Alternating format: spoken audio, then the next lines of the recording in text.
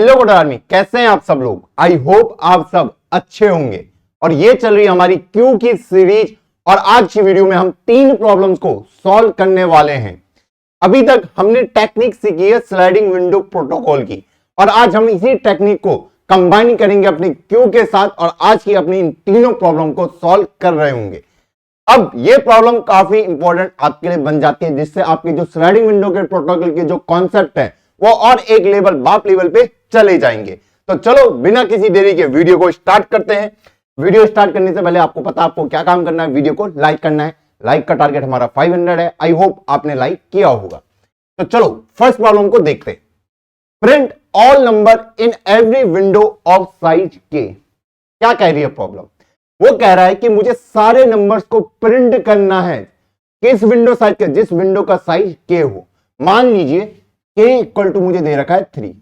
तो ये कह रहा है कि अगर विंडो का साइज 3 है, विंडो का साइज 3 होने का मतलब कि 3 एलिमेंट एक साथ जो कंटिन्यूअस में है, तो मैं एक विंडो मेरी ये हो जाएगी, ठीक है, एक विंडो ये हो जाएगी, एक विंडो ये हो जाएगी और एक विंडो ये हो जाएगी। क्लियर? हाँ जी भैया। तो अगर मैं यहां पे एक विंडो क्रिएट करता हूं तो पहली विंडो में मेरे ये 3 एलिमेंट, सॉरी कलर मैंने गलत चूज कर लिया, व्हाइट कलर, ओके। तो पहली विंडो में 3 एलिमेंट मेरे ये रहे। क्लियर? हाँ जी भैया। यहां पे कौन कौन सा एलिमेंट प्रेजेंट है भैया? 3, 6, 2। तो इनको मैं करा दूंगा प्रिंट। क्लियर? हाँ जी भैया। विंडो में कितने एलिमेंट है? 3, क्योंकि के इक्वल टू क्या दे रखा है? 3। अब इस विंडो को आगे बढ़ाना है एक स्टेप, कड़क ये यहां पे पहुंच जाएगा। क्लियर? हाँ जी भैया। अब इस विंडो को जैसे मैंने मूव किया, आगे को स्लाइड किया, तो अब इसके अंदर ये 3 एलिमेंट प्रेजेंट है। इन तीनों को प्रिंट कराना है 6, 2, 7। क्लियर? हाँ जी भैया। उसके बाद इस विंडो को फर्दर और मूव करो एक स्टेप। अब उसके अंदर आ जाएंगे ये 2, 7, 8। क्लियर है? हाँ जी भैया। फिर से विंडो को आगे बढ़ाओ तो अब अगले 3 एलिमेंट उसके पास ये रहे 7, 8, 11। अब अगर फिर से मैं इस विंडो को आगे बढ़ाता हूं तो अब इस विंडो में सिर्फ 2 ही एलिमेंट है, तो मैं यहां पर आके रुक जाऊंगा। अब मैं किसी भी नंबर को प्रिंट नहीं कराऊंगा। क्लियर है? हाँ जी भैया। अब हमको पता है कि हम इसको बिना क्यू के भी सॉल्व कर सकते हैं, लेकिन जो ये पर्टिकुलर प्रॉब्लम हमें दी गई है उसने कहा है कि आपको यहां पे क्यू यूज करना है, तब जाके आप इसमें वैल्यूज प्रिंट कराओगे, बिना क्यू के नहीं कराओगे। क्लियर है? हाँ जी। मैं क्या कह रहा हूं, बिना क्यू के भी आप इसको सॉल्व कर सकते हैं, कोई दिक्कत नहीं आएगी, पर प्रॉब्लम में बोला गया कि क्यू की हेल्प से सॉल्व करो। ठीक? हाँ जी भैया। तो क्यू के साथ मैं कैसे सॉल्व करूंगा इसको, उसको अब हम देखते हैं। तो देखो, मुझे पता है कि भैया पहले उसमें मेरे ये 3 एलिमेंट होंगे 3, 6, 2। तो मैं क्या करूंगा, ये क्यू ले लूंगा और उसमें इस 3, 6 और 2 को डाल दूंगा। क्लियर? ये मैंने क्यू ले रखी है। अब जैसे ही मुझे ये एलिमेंट मिले, इनको मैं करा दूंगा प्रिंट 3, 6, 2। क्लियर? हाँ जी भैया। अब मुझे पता है इस विंडो को मुझे आगे बढ़ाना है, तो जब मैं आगे बढ़ाऊंगा तो मैं कैसे इसको आगे बढ़ा रहूंगा। अब आगे मेरे पास 6 to 7। क्लियर? हाँ जी भैया। तो जब मैं इस क्यू को प्रिंट करा रहा हूं, ठीक है, तो मुझे पता है इसके अंदर 6 to 7 प्रेजेंट होने चाहिए। तो मतलब नंबर कौन सा हटा इस विंडो से भैया? जो पहला एलिमेंट है, जो पहला एलिमेंट है उसको हटा दो, उसको पॉप कर दो। ठीक? और जो नया एलिमेंट इंसर्ट हुआ है ये 7 वाला, इसको यहां पुश करवा दो। यही करना है? हाँ जी भैया। प्रिंट करा दो 6 to 7। क्लियर? हाँ जी भैया। फिर से इस विंडो को आगे बढ़ाओ। अब जैसे इस विंडो को आगे बढ़ाऊंगा इसमें प्रेजेंट होंगे 2, 7, 8। क्लियर? हाँ जी भैया। तो नया एलिमेंट कौन सा घुसा है इसके अंदर भैया? ये 8 वाला। अगर इस 8 वाले को मैं अंदर घुसाता हूं पुश, ठीक है, तो फ्रंट वाले को क्या करना पड़ेगा? पॉप। क्यों? क्योंकि ये 6 इससे बाहर निकल चुका है। क्लियर? वरना आप ऐसा भी कर सकते हैं कि भैया मुझे पता है 6 बाहर निकल चुका है, तो पहले 6 को पॉप कर दो, ठीक है, और ये 8 नया है तो इसको पुश कर दो। अब इस क्यू को प्रिंट करा दो। क्लियर? हाँ जी भैया। क्लियर?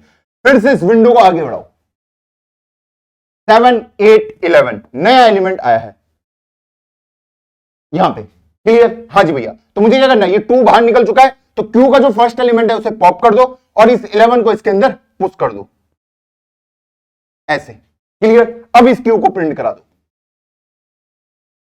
अब फिर से मैंने स्लाइड करके इसको आगे बढ़ाया। अब जैसे आगे बढ़ाऊंगा मुझे पता है अब यहां पे कोई भी नया एलिमेंट प्रेजेंट नहीं है, तो मैं यहां पे आके रुक जाऊंगा। क्लियर है? हाँ जी भैया। इस तरीके से मैं इन वैल्यूज को क्या करा सकता हूं? प्रिंट करा सकता हूं क्यू के हेल्प से। तो सबसे पहले मैंने 3 एलिमेंट ले लिए, हाँ जी, प्रिंट करा दिया। फिर जैसे ही मैंने आगे बढ़ाया तो मुझे पता है फर्स्ट एलिमेंट पॉप होगा और जो नया एलिमेंट है उसे पुश करवा दो, क्योंकि वो पुश कहां पे होगा, लास्ट में होगा। और इस तरीके से मैं इस प्रॉब्लम को सॉल्व कर सकता हूं। कर सकते नहीं कर सकते? बिल्कुल भैया। अब आपको टेक्निक पता चल गई है, ब्रेक लीजिए और एक बार कोई भी एक एग्जांपल लीजिए और इसको खुद के कंपाइलर में कोड करिए और फिर आप सॉल्यूशन में जंप करना, ताकि हमारे लिए इजी हो जाएगा। क्लियर? हाँ जी भैया, आई होप आपने मेरी बात मानी होगी। तो चलो सॉल्यूशन की ओर बढ़ते हैं। तो देखो, सबसे पहले मेरा काम क्या होगा, अब हमें पता है कि पहली विंडो में हमारे पास आएगा 0 1 2, फिर आएगा हमारा 1 2 3, फिर आएगा हमारा 2 3 4 इंडेक्स तक, फिर आएगा हमारे पास 3 4 5 तक, और फिर आगे जब मैं जाने की कोशिश करूंगा तो यहां पे कोई एलिमेंट नहीं बचेगा। तो ऐसे करके मेरी विंडो बड़ी होगी, पहले ये, फिर ये, फिर ये और फिर ये, ऐसे करके। क्लियर? हाँ जी भैया। तो मैं क्या करता हूं, इसका लॉजिक हम कैसे बिल्ड करेंगे वो देखते हैं। तो सबसे पहले एक क्यू ले लूंगा, ठीक, और उसके अंदर क्यू k-1 एलिमेंट पुश करवा दूंगा।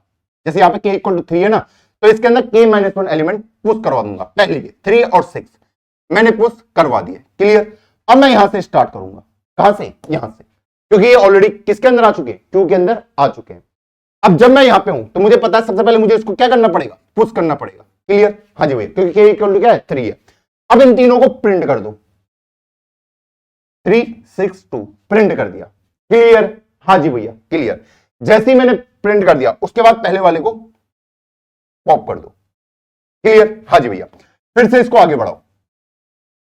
तो जैसे मैं यहां पे, सबसे पहला काम क्या होता है मेरा, जब मैं आगे बढ़ता हूं सबसे पहले इसको पुश करा दो। हाँ जी भैया। फिर प्रिंट करा दो और फिर पहले वाले को पॉप करवा दो। अब मैं आगे बढ़ गया। जैसे मैं नए उसमें आता हूं सबसे पहला काम इसको पुश करवा दो। इसको थोड़ा इधर शिफ्ट कर देता हूं, 2 7 8 पुश हो गया। फिर प्रिंट करा दो और फिर पॉप करवा दो। क्लियर है? हाँ जी भैया, क्लियर है।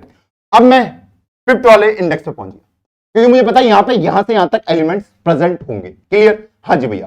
तो मैं क्या बोलूंगा, 11th वाले को पुश करा दो। हाँ जी भैया। प्रिंट करवा दो। हाँ जी भैया। और पहले वाले को पॉप करवा दो। क्लियर? हाँ जी भैया। तो अभी तक मैं कहां पे प्रेजेंट था, इस वाले 5th वाले इंडेक्स में। जैसे मैं इस वाले इंडेक्स में गया मुझे पता मैं एरे से बाहर जा चुका हूं, तो मैं रुक जाऊंगा और जो मेरे पास रिक्वायर्ड रिजल्ट था वो प्रिंट हो चुका है। तो मैंने कहां से स्टार्ट किया था, 2 से, फिर मैं 3 पे गया, 4 पे गया, 5 पे गया, और जैसे मैं यहां पे पहुंचा मेरा इंडेक्स मेरे एरे से बाहर, तो मैं रुक गया। क्लियर है? हाँ जी भैया, क्लियर है। तो यहां पे मैंने 3 चीजें करी हैं। पहला स्टेप कि भैया पुश कर दो, जिस भी इंडेक्स में हूं, push that index element. Clear? हाँ जी भैया।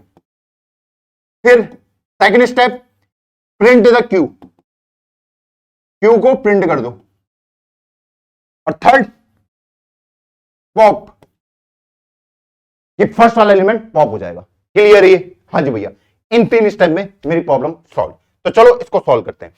कोड कैसे दिखेगा उसको हम यहां पे देखते हैं। तो सबसे पहला काम मेरा क्या होगा, मान लो मुझे एक एरे गिवन है, इस एरे का नाम ARR मान लेते हैं। ठीक है, इसका साइज n, वो भी मुझे मान लो गिवन है, मान लो 6, इस एरे का साइज 6, ये चीजें मुझे गिवन है।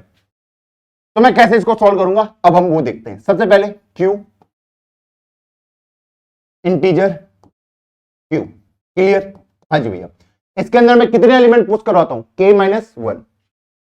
तो फॉर i इक्वल टू 0 से i less than k-1 i plus plus. Clear है? हाँ जी भैया। q dot push ARR of i, तो k-1 एलिमेंट q के अंदर पुश हो जाएंगे। क्लियर है? हाँ जी भैया, क्लियर है। तो मैंने क्या कहा, पहले उसमें क्या होगा, क्यू ऐसी होगी, उसके अंदर कितने एलिमेंट पुश हो चुके हैं, 3 भी और 6 भी।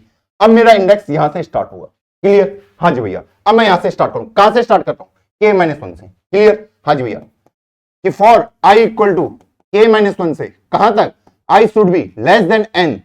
मुझे पता है जैसे i साइज ऑफ एरे के बराबर हो जाता है मुझे रुक जाना पड़ता है, i प्लस प्लस। सबसे पहला काम क्या होता है, पुश करवाना, q dot push array of i। Clear? हाँ जी भैया। अब अगला स्टेप क्या होता है, वैल्यूज को प्रिंट कराना। तो मैं एक डिस्प्ले नाम का एक फंक्शन बना देता हूं, डिस्प्ले क्यू, क्यू के अंदर जो भी एलिमेंट प्रेजेंट है उन्हें डिस्प्ले कर दो, उनको प्रिंट कर दो। क्लियर? और अगला स्टेप क्या होता है, क्यू डॉट पॉप। इतने में आपका कोड खत्म। तो पहले क्या करना है, पुश करना है, फिर डिस्प्ले करना है और फिर पॉप कर देना है। पुश करना है, प्रिंट करना है और पॉप कर देना। प्रिंट मतलब डिस्प्ले। अब हमारा डिस्प्ले फंक्शन कैसे दिखेगा वो देख लेते हैं कि वाइड डिस्प्ले फंक्शन मैंने लिखा है क्यू इंटीजर क्यू, जो भी वैल्यू क्यू के अंदर प्रेजेंट है सबको प्रिंट करा दो। तो मैं यहां पे लिख दूंगा जब तक मेरी क्यू एम्प्टी ना हो जाए। क्लियर? हाँ जी भैया। सी आउट क्या कहूंगा, क्यू का जो भी फ्रंट होगा। क्लियर? हाँ जी भैया। फिर स्पेस दे दूंगा ऐसे करके और उससे क्यू से पॉप कर दो। इस तरीके से मैं क्या करा दूंगा, प्रिंट करवा दूंगा और उसके बाद लास्ट में सी आउट एंडल कर दूंगा। इतने में आई होप आपको ये कोड क्लियर होगा। मैंने कहा जब तक मेरी क्यू एम्प्टी ना हो जाए, मान लो मेरी क्यू के अंदर प्रेजेंट है 3, 6 और 2। क्लियर? ये कह रहा है जब तक क्यू खत्म ना हो जाए। ठीक है, तो क्या कह रहा है, पहले क्यू के फ्रंट को प्रिंट करा दो, करा दिया। क्यू से उसे पॉप कर दो, कर दिया। फिर से गया, देखा अभी भी क्यू खाली नहीं हुई है, तो पहले जो फ्रंट पे रखा प्रिंट कराओ, प्रिंट करा दिया और फिर उसको पॉप कर दिया। फिर से देखा अभी क्यू खाली नहीं है, तो पहले प्रिंट करा दो और फिर पॉप कर दो। क्लियर? अब जैसे क्यू खाली हुई, मैं यहां पहुंचा, सी आउट कहा एंडल, नेक्स्ट लाइन में चले जाओ। अब यहां से प्रिंट होना शुरू होगा अगला वाला। क्लियर है? हाँ जी भैया। तो इस तरीके से मैंने अपने कोड को लिखा है। आई होप आपको एक कॉन्सेप्ट अच्छे से चमक चुका होगा। अगर चमक गया है तो नीचे कमेंट कर दो कि भैया अच्छे से चमक चुका है। तो चलो बढ़ते हैं इसके इंप्लीमेंटेशन पार्ट पे। चलो हम अपनी फर्स्ट प्रॉब्लम को सॉल्व करते हैं। यहाँ पे मैंने इंट मेन वगैरह लिख दिया है, एक एरे ले लिया है जिसका साइज 7 है और एक के मैंने ले लिया है। तो सबसे पहले हमारा काम होगा एक क्यू लेने का, इंटीजर क्यू। हाँ जी भैया। उसके बाद सबसे पहला काम क्या है कि भैया k-1 एलिमेंट्स को पुश कर दो क्यू के अंदर।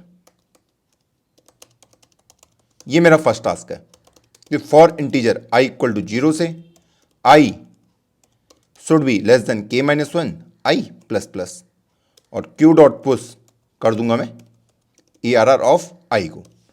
इस तरीके से मैंने पुश कर दिया है। अब मेरा काम है उनको प्रिंट करवाना। तो कैसे करवाऊंगा कि for integer i equal to k-1 से स्टार्ट होगा, i should be less than n i plus plus. तो सबसे पहला काम मेरा होता है पुश कराने का, q dot push array of i।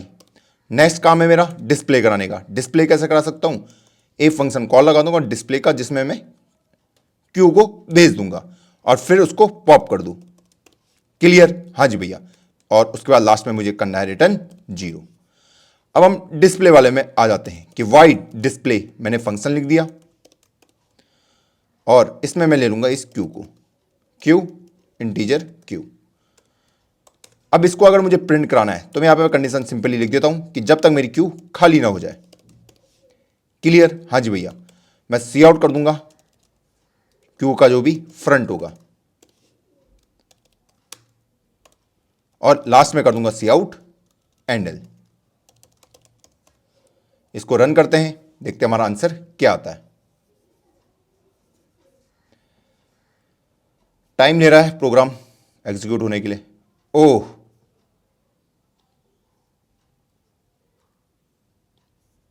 Okay, मैं यहां पे पॉप कराना भूल गया इसलिए वो इन्फिनाइट टाइम चल रहा था। अब सही से काम करेगा। 231, 315, 156, 567 और 678। तो ये सारी वैल्यू यहां पे प्रिंट हो चुकी हैं। आई होप आपको ये समझ आया होगा कि पहले से 231, फिर 315, फिर 156, फिर 567 और लास्ट में 678 सब कुछ इससे प्रिंट करके मुझे दे दिया। तो इस तरीके से हमने इस प्रोग्राम को एग्जीक्यूट किया। बढ़ते हैं अपनी वीडियो की ओर वापस। लेकिन एक चीज का आपको ध्यान रखना है कि यहाँ पे ये जो क्यू है ये पास बाय वैल्यू है, ठीक, ये पास बाय रेफरेंस नहीं हुआ है। जो ये क्यू यहाँ पे एम्प्टी हो रही है वो यहां रिफ्लेक्ट नहीं होगी। क्लियर? हाँ जी भैया। तो चलो बढ़ते हैं वीडियो की ओर वापस। अब हम आते हैं अपनी सेकंड प्रॉब्लम में। सेकंड प्रॉब्लम क्या कह रही है पहले उसको समझने की कोशिश करते हैं।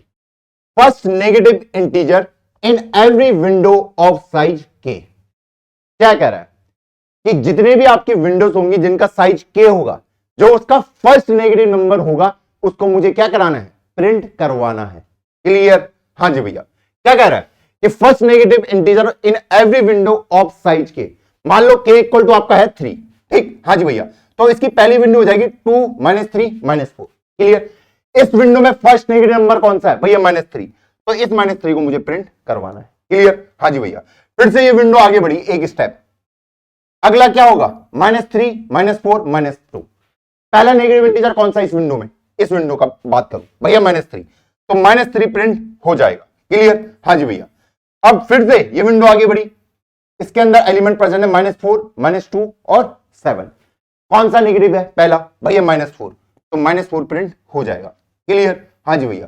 फिर से विंडो आगे बढ़ाई, -2 7 और 8, कौन सा नेगेटिव है भैया -2, तो -2 को मैं प्रिंट करवा दूंगा, क्लियर, हाँ जी भैया। फिर से विंडो आगे बढ़ाई एक स्टेप और, अब एलिमेंट है उसके अंदर 7 8 और 9, कौन सा नेगेटिव नंबर है भैया, कोई भी नहीं है।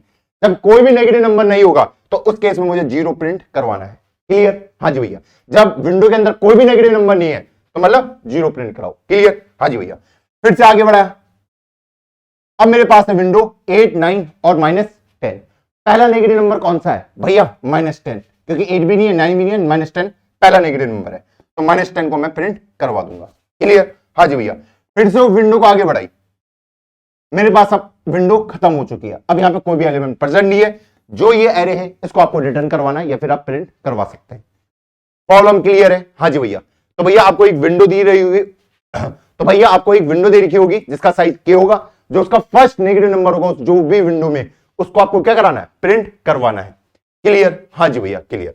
अब इस प्रॉब्लम को हम कैसे सॉल्व कर सकते हैं, देखो अगर मैं क्यू का यूज करता हूं इस प्रॉब्लम को सॉल्व करने के लिए, ठीक है, तो मुझे पता है k इक्वल टू 3 है, तो पहले मैं इन दो पहले नेगेटिव नंबर को इसके अंदर डाल दूंगा, 2 और -3, ठीक, हाँ जी भैया। यहां से स्टार्ट करूंगा, क्योंकि मैं क्या करता हूं k -1 नंबर को इसके अंदर डाल दे क्यू के अंदर, और यहां से शुरू करूंगा। पहला काम पुश करवा दो, ठीक, फर्स्ट काम क्या होगा, पुश करवा दो, पुश द एलिमेंट। अब नेक्स्ट काम क्या होगा, इस वाली क्यू में नेगेटिव नंबर कौन सा है, पहला ना 2 है, कौन सा है -3 है, तो -3 को प्रिंट कराऊंगा। सेकंड क्या होगा, print first negative element in Q, बोल सकता हूं, हाँ जी भैया।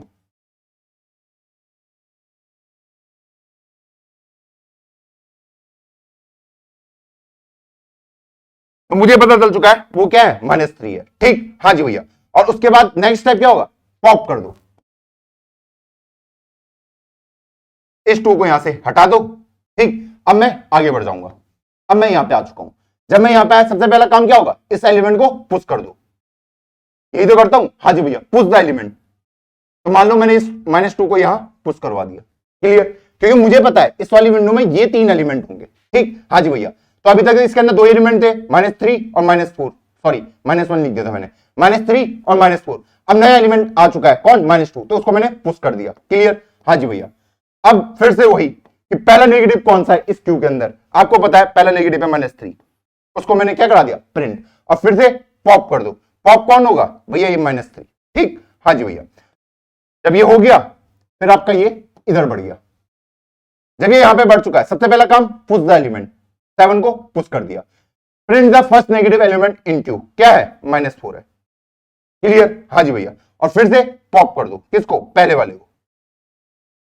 तो अब मेरे पास बचा है -2 और 7, क्लियर है ये, हाँ जी भैया, क्लियर है।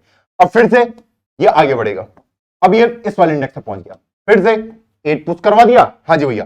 पहला नेगेटिव इंटीजर को प्रिंट कर दो, हाँ जी भैया। और फिर क्या करना है मुझे, पॉप कर दो, पॉप कहां से होगा, फ्रंट से।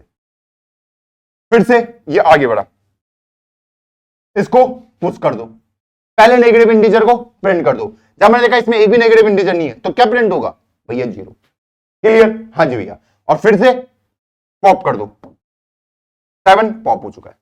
अब ये इधर बढ़ गया, फिर से क्या कराएगा, -10 को पुश कर दो, print the first negative number, मुझे पता है -10 है, क्लियर, हाँ जी भैया। और फिर से पॉप कर दो,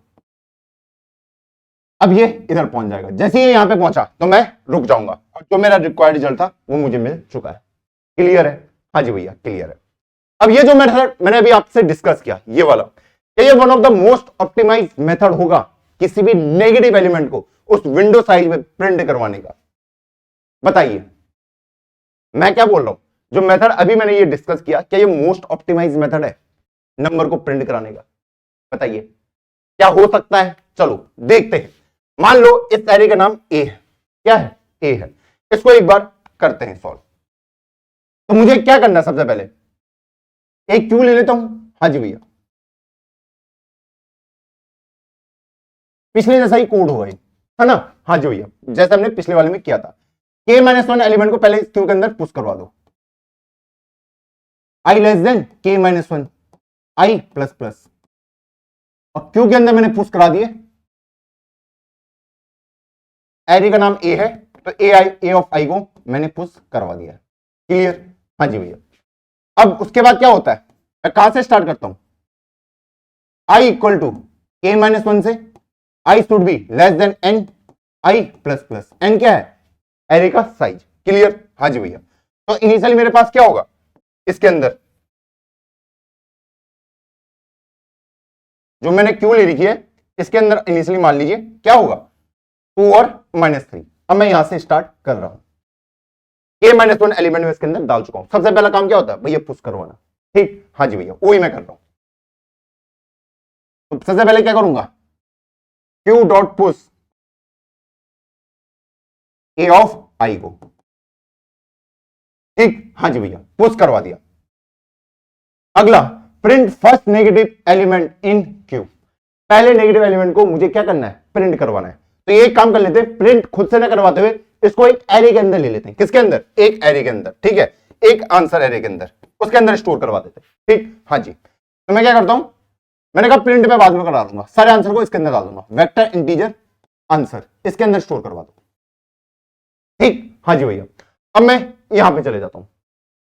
जब मैं यहां पे गया तो मेरा काम क्या है अब कि पहला जो नेगेटिव नंबर होगा उसको प्रिंट कराते हुए उसको मैं एरे के अंदर स्टोर कर रहा हूं। ठीक? हाँ जी भैया। तो एक फंक्शन कॉल लगा देता हूं, display,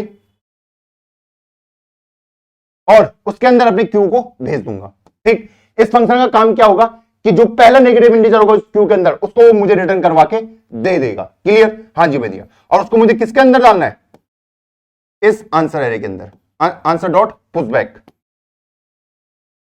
answer dot push back, जो भी ये मुझे आंसर लाके देगा वो इस आंसर के अंदर डाल देना। क्लियर है? हाँ जी भैया। और उसके बाद Q dot pop. Display Q का नाम क्या है इस फंक्शन का?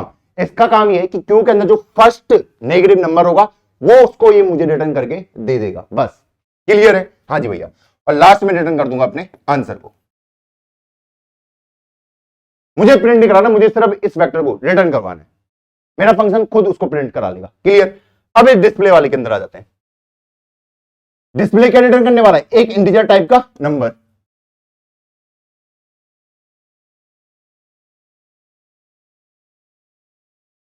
क्लियर? हाँ जी भैया। मेरा काम क्या है? पहले नेगेटिव नंबर को ढूंढना जब तक मेरी क्यू खाली ना हो जाए। ठीक? हाँ जी भैया। यहां पे मैं कंडीशन लिख सकता हूं, इफ क्यू डॉट फ्रंट अगर लेस देन है किससे? 0 से। ठीक? हाँ जी भैया। तो मैं रिटर्न कर दूंगा उसको, आगे मुझे देखने की जरूरत नहीं है। क्लियर? हाँ जी भैया। और नहीं है तो उसको पॉप कर दो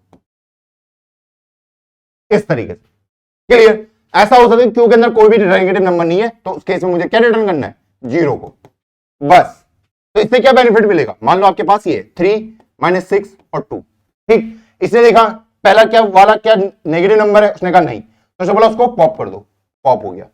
फिर देखा कि क्या क्यू का फ्रंट लेस देन 0 है, उसने कहा बिल्कुल है, नेगेटिव है, तो उसने बोला इसको रिटर्न कर दो। तो -6 मुझे रिटर्न हो चुका है। क्लियर? हाँ जी भैया। तो मुझे -6 आंसर में मिल गया होगा। और इस तरीके से मैंने अपनी इस प्रॉब्लम को क्या किया है? सॉल्व किया है। आई होप आपको ये मेथड क्लियर होगा। हाँ जी भैया, ये मेथड मुझे अच्छे से क्लियर हो चुका है। अब इसकी टाइम कॉम्प्लेक्सिटी कितनी होगी अगर मैं आपसे बात करूं तो देखो, अगर इसकी टाइम कॉम्प्लेक्सिटी की बात करूं तो यहां पे कुछ ऑर्डर ऑफ के होगा। हाँ जी भैया, यहां पे। ठीक है? यहां पे कितना होगा? k-1 से लेके n तक। तो मैं इसको मान लेता हूं कि ये लूप घूमने वाला है n-k टाइम। ठीक? हाँ जी भैया। अंदर वाला क्या काम करेगा? ये 1 टाइम में कंप्लीट हो जाएगा। हाँ जी भैया, पुश ही करना है। ये कितना टाइम लेगा? मुझे पता है इसके अंदर k एलिमेंट है, तो ये अप्रोक्स k टाइम लेगा, ठीक, और इसका भी 1, ठीक, 1 1 k, तो k plus 2 into n minus k, ठीक, हाँ जी भैया। तो मुझे पता है इसकी टाइम कॉम्प्लेक्सिटी आएगी n माइनस के इंटू के, जो आ जाएगी मेरी n के माइनस के स्क्वायर। इस k को आप इग्नोर कर सकते हो और इसकी टाइम कॉम्प्लेक्सिटी आ सकती है आपकी ऑर्डर ऑफ n के। क्लियर? इसकी टाइम कॉम्प्लेक्सिटी k कैसा आई, क्योंकि ये क्या कर रहा है, इस फंक्शन को कॉल कर रहा है, डिस्प्ले फंक्शन को, ठीक है, हाँ जी भैया। तो डिस्प्ले वाला वर्स्ट केस में कहां तक जा सकता है कि भैया मेरे अंदर ये एलिमेंट प्रेजेंट है 2 6 5, कोई भी नेगेटिव नहीं था, पहले मैंने इसको देखा, फिर इसको देखा, फिर इसको देखा, फिर मैं क्यू से बाहर आया, तो मैंने सबको देख लिया, तो k टाइम लगेगा, इसलिए। क्लियर? हाँ जी भैया। तो ये इसकी क्या ही है, टाइम कॉम्प्लेक्सिटी आई है।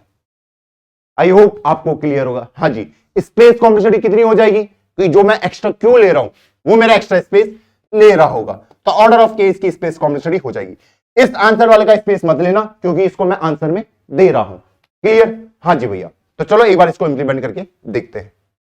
चलो अपनी सेकंड प्रॉब्लम को सॉल्व करते हैं। First negative integer in every window of size के।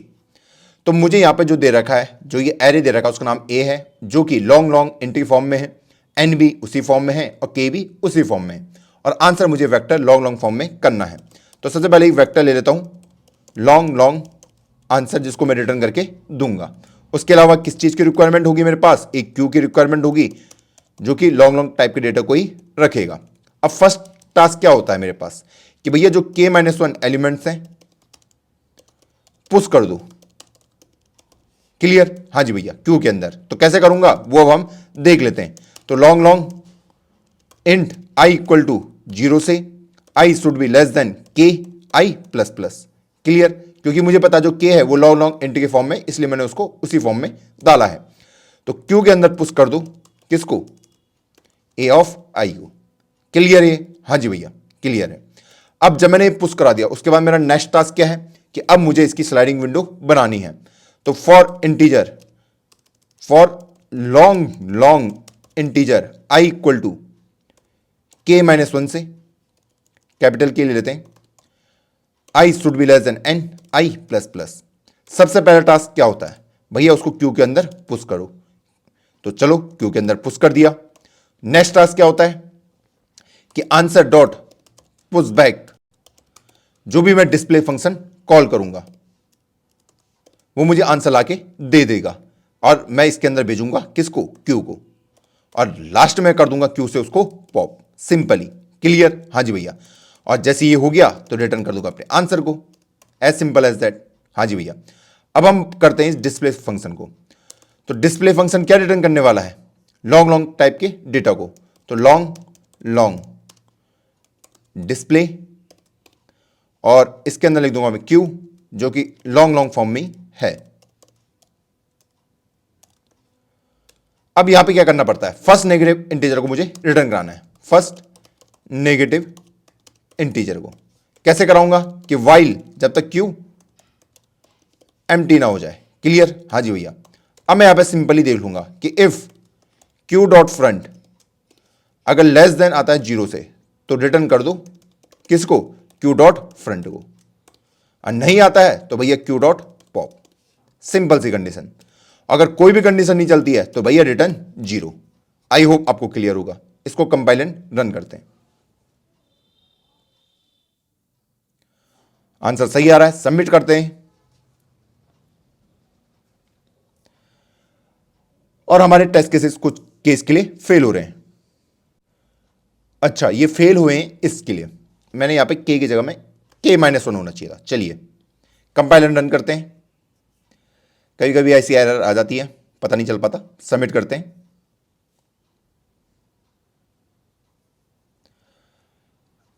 और सबमिट किया। बहुत ज़्यादा टेस्ट केसेस हैं, ये 10,000 से ऊपर है शायद, कि 1 लाख है, 1 10 100,000 10,000 है, और टेस्ट केसेस पास। लेकिन मेरे पास आ गया यहां पे टाइम लिमिट एक्सीडेड। जी हां, यहां पे आ चुका है TLE। सारे टेस्ट केसेस पास नहीं हो पाए, मतलब जो कोड मैंने यहां पे लिखा है वो मोस्ट ऑप्टिमाइज कोड नहीं है। जो टाइम कॉम्प्लेक्सिटी एक्सपेक्ट कर रहा है वो कर रहा है ऑर्डर ऑफ n टाइम, जबकि मेरे इस कोड की जो टाइम कॉम्प्लेक्सिटी आ रही है वो आ रही है n के। तो चलो समझते हैं इसको हम ऑप्टिमाइज कैसे कर सकते हैं। बढ़ते हैं वीडियो की ओर वापस। अभी हमने जिस प्रॉब्लम को सॉल्व किया उसकी जो टाइम कॉम्प्लेक्सिटी आ रही थी वो आ रही थी ऑर्डर ऑफ n की, और मैं चाहता हूं मैं अपनी इस प्रॉब्लम को ऑर्डर ऑफ एन टाइम में सॉल्व करूं। क्लियर? हाँ जी। तो कैसे करेंगे उसको समझने की कोशिश करते हैं। मान लीजिए मेरे पास ये क्यू है और मेरी विंडो ये रही, ठीक। तो मुझे पता है मेरे क्यू के अंदर 2, -3 और -4 होने वाले हैं। क्लियर? हाँ जी भैया। और इसमें जो फर्स्ट नेगेटिव इंटीजर होगा वो मेरा आंसर होगा, जो क्या है -3। क्लियर? हाँ जी भैया। अब मुझे क्या करना पड़ता था, मैं इसको भेजता था अपने फंक्शन में, पास कराता था, अब बोलता था इस क्यू का जो पहला नेगेटिव इंटीजर होगा वो मुझे आंसर लाके बताओ। तो वो क्या करता था, पहले 2 पे चेक करता था, बोलता नेगेटिव है, वो कहेगा नहीं, तो हटा देता था। फिर -3 पे चेक करता, क्या ये नेगेटिव है, वो कह रहा हाँ, तो इस -3 को मुझे रिटर्न करके देता था और फिर मुझे मेरा आंसर प्राप्त होता था। क्लियर? हाँ जी भैया। अब मैं आपको बोल रहा हूं कि भैया ये जो मैं इतना बड़ा काम कर रहा हूं ना, मुझे पता है कि जो मेरे पॉजिटिव नंबर होंगे वो कभी आंसर हो ही नहीं सकते, तो उसको क्यू के अंदर डालने का कोई मतलब बैठता है? मैं क्या कह रहा हूं, पॉजिटिव नंबर मेरा आंसर हो ही नहीं सकते। कौन आंसर नहीं हो सकता? जो एक पॉजिटिव नंबर हो। तो उसको अगर मैं इसके अंदर ना ही डालूं तो मेरे लिए बढ़िया चीज हो जाएगी कि मतलब जब मेरे पास ये 3 विंडो साइज है, ठीक, मैं कह रहा हूं सिर्फ नेगेटिव नंबर को इसके अंदर डालो, जैसे मैंने डाला सिर्फ -3 और -4 को। क्लियर? हाँ जी भैया। अब मुझे बताना कि इस विंडो साइज में पहला नेगेटिव नंबर कौन सा है, तो मैं सिर्फ फ्रंट वाले को देख के बता सकता हूं। किसको? फ्रंट वाले को देख के। मैंने देखा -3 है तो -3 मैंने आंसर में लिख दिया। क्लियर? फिर जैसी मेरी विंडो आगे बढ़ी, कहां पहुंची? यहां पे पहुंची। क्लियर? अब मुझे पता है मेरे इसमें 1, 2, 3, ठीक, ये सारे इंडेक्स के एलिमेंट इसके अंदर प्रेजेंट होने चाहिए। तो मैं देख पा रहा हूं -3, -4 और -2। क्लियर? हाँ जी भैया। सिर्फ नेगेटिव नंबर को अंदर डाल रहा हूं। मैंने देखा -3 यहां के फर्स्ट एलिमेंट है तो उसको मैं प्रिंट करवा सकता हूं। क्लियर? हाँ जी भैया। अब मेरी विंडो आगे बढ़ी 2, 3, 4 पे। क्लियर? अब मैंने देखा कि इसके अंदर प्रेजेंट होनी चाहिए -4, -2 और 7। अब मुझे चेक करना पड़ेगा कि क्या ये -3 इस विंडो के अंदर आ रहा है या नहीं आ रहा है। ठीक, मैंने देखा ये इसके अंदर नहीं आ रहा है, तो इसको मैं पॉप कर लेता हूं। क्लियर? हाँ जी भैया। मैं इस नंबर के लिए पूछ रहा हूं क्या इसको इसके अंदर जाना चाहिए। उसने देखा ये पॉजिटिव नंबर है, यहां नहीं जा सकता, क्योंकि क्यू के अंदर मैं किसको डाल रहा हूं, सिर्फ नेगेटिव नंबर को। तो मैंने देख लिया फर्स्ट ये रहा, तो मेरा आंसर -4 हो जाएगा। क्लियर? हाँ जी भैया। फिर से मैंने आगे बढ़ा 3, 4, 5 पे। ठीक, हाँ जी भैया। मैं देखूंगा क्या ये -4 इस वाली विंडो के अंदर है, वो कहेगा नहीं है, तो इसको हटा दो। ठीक, हाँ जी भैया। तो अब मेरे पास सिर्फ -2 बचा है। क्या ये 8 इसके अंदर आना चाहिए? नहीं, क्योंकि ये क्या है, ये सिर्फ नेगेटिव नंबर को ले रहा है, तो मैं इसको इसके अंदर नहीं डालूंगा। तो मैंने देखा नेगेटिव नंबर प्रिंट करा दो। क्लियर? हाँ जी भैया। फिर से मैंने अपनी विंडो को आगे बढ़ाया, अब ये पहुंच चुका है 4, 5, 6 पे। क्या ये -2 इस विंडो के अंदर है? नहीं है, तो भैया नहीं है तो इसको हटा दो। क्लियर? हाँ जी भैया। और क्या ये 9 इसके अंदर जाना चाहिए? नहीं, क्योंकि वो क्या है, पॉजिटिव नंबर है, तो नहीं डाला।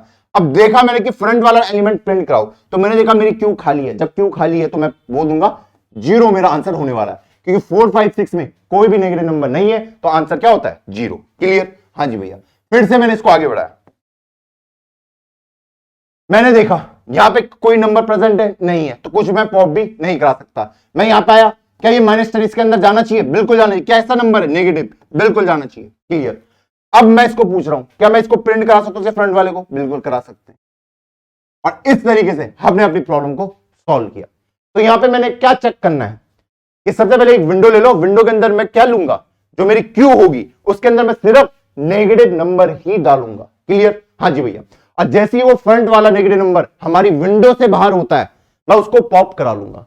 क्लियर? हाँ जी भैया। वो हमारे लिए मेजर प्रॉब्लम है।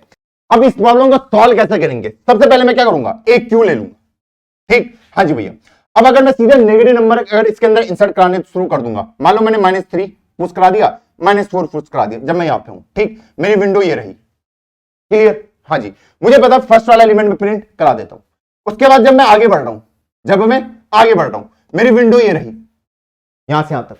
अब मुझे पता कैसे चलेगा इस -3 को बाहर निकालना है या नहीं निकालना है? पता कैसे चलेगा कि ये -3 इसी विंडो का पार्ट है? या तो मैं एक एक करके चेक करूंगा कि ये -3 क्या कहीं पे प्रेजेंट है, तब जाके मुझे पता चलेगा। और कोई तरीका है, अगर मैं एक एक करके चेक करने की कोशिश करूंगा तो ऐसा हो सकता है एक तो टाइम कॉम्प्लेक्सिटी इंक्रीज होगी, और दूसरा ऐसा हो सकता है कि यहां पे कहीं पे भी -3 प्रेजेंट हो सकता है। तो एक एफिशिएंट मेथड नहीं है। मैंने क्या कहा, मुझे पता कैसे चलेगा -3 इस विंडो में प्रेजेंट है? मैं एक एक करके चेक करना पड़ेगा। तभी पता चल पाएगा। हाँ जी भैया, मैंने कहा एफिशिएंट मेथड नहीं हो सकता, उससे क्या होगा, आपकी टाइम कॉम्प्लेक्सिटी इंक्रीज हो सकती है। एक ही स्टेप में पता चले तो देखो, उसके लिए मुझे क्या करना पड़ेगा, सिंपल सा एक स्टेप है, मैं यहां पे इंडेक्स डालूंगा। क्या डालूंगा, इंडेक्स। जो भी नेगेटिव नंबर होंगे उनके इंडेक्स को मैं इसके अंदर डाल रहूंगा, सिंपल सा। क्लियर? हाँ जी भैया, उससे मैं पता कर सकता हूं कैसे, वो देख लेते हैं। तो देखो, इनिशियली मैंने k-1 एलिमेंट इसके अंदर डालूंगा, ठीक। हाँ जी भैया, तो मैंने देखा 0 1, तो सिर्फ 1 इंडेक्स वाला इसके अंदर जाएगा। क्लियर? क्योंकि वो क्या है, नेगेटिव वाले को। अब मैं यहां से स्टार्ट कर रहा हूं। अब सबसे पहला काम मेरा क्या होता है, उसको पहले डिस्कस कर लेते हैं। मैंने देखा कि क्या ये नेगेटिव नंबर है, उसने कहा बिल्कुल है, तो मैंने इस इंडेक्स को इसके अंदर पुश करवा दिया, क्योंकि मुझे पता है मेरी विंडो यहां से यहां तक होने वाली है। क्लियर? हाँ जी। सेकंड क्वेश्चन क्या होगा मेरा, कि क्या ये वाला इंडेक्स इसके अंदर रहना चाहिए, इस विंडो के अंदर। मैं आपसे पूछ रहा हूं, क्या ये रहना चाहिए? मुझे कैसे पता चलेगा, मुझे पता है मेरा i इक्वल टू यहां पे क्या है, 2 है, ठीक। तो इसके अंदर कौन कौन सा एलिमेंट होंगे, 2 1 और 0 वाले। जाहिर सी बात है, क्योंकि विंडो का साइज क्या है, 3 है। क्लियर? हाँ जी भैया। अगर मैं 2 - 3 कर दूं, अब मेरे पास आएगा -1। -1 उससे छोटे वाले जो भी इंडेक्स हैं वो यहां पे प्रेजेंट नहीं हो सकते। क्लियर? हाँ जी भैया। तो मैंने देखा इसका इंडेक्स तो 1 है, तो मतलब ये इसी विंडो का पार्ट है, इसको बाहर निकालने की जरूरत नहीं है। तो उसके बाद मेरे पास सिंपल सा एक स्टेप बचेगा इसको प्रिंट कराने का। तो इस इंडेक्स में जो एलिमेंट रखा है उसको मैं प्रिंट करवा सकता हूं। क्लियर? हाँ जी भैया। अब फिर से सेम स्टेप, इसको आगे बढ़ाओ। अब मैं यहां पे पहुंच गया। क्लियर? हाँ जी भैया। सबसे पहला टास्क मैं क्या बोल रहा हूं, क्या इसको यहां पुश करना है, मैं क्या करूं, इसको क्या यहां पुश करना है। उसने कहा ये नेगेटिव है, तो इसके इंडेक्स को मैंने पुश करवा दिया। क्लियर? हाँ जी भैया। फिर अगला क्वेश्चन क्या होगा, कि क्या ये जो पहला एलिमेंट है क्या इसको मैं पॉप कर सकता हूं, जो पहला एलिमेंट है क्या इसको पॉप कर सकते हैं। उसने कहा कि इसको पॉप करने की जरूरत है। पॉप किसको करता हूं, जो उस विंडो का पार्ट नहीं होगा, उसे पता है विंडो यहां से यहां तक है, ठीक। फिर सेम कहानी कि इंडेक्स 3 है, 3 - 3 0, 0 और उससे छोटे वाले इंडेक्स वाले को पॉप करना है। मुझे पता है यहां पे क्या लिखा है, 1 लिखा है, तो 1 इसी का पार्ट है।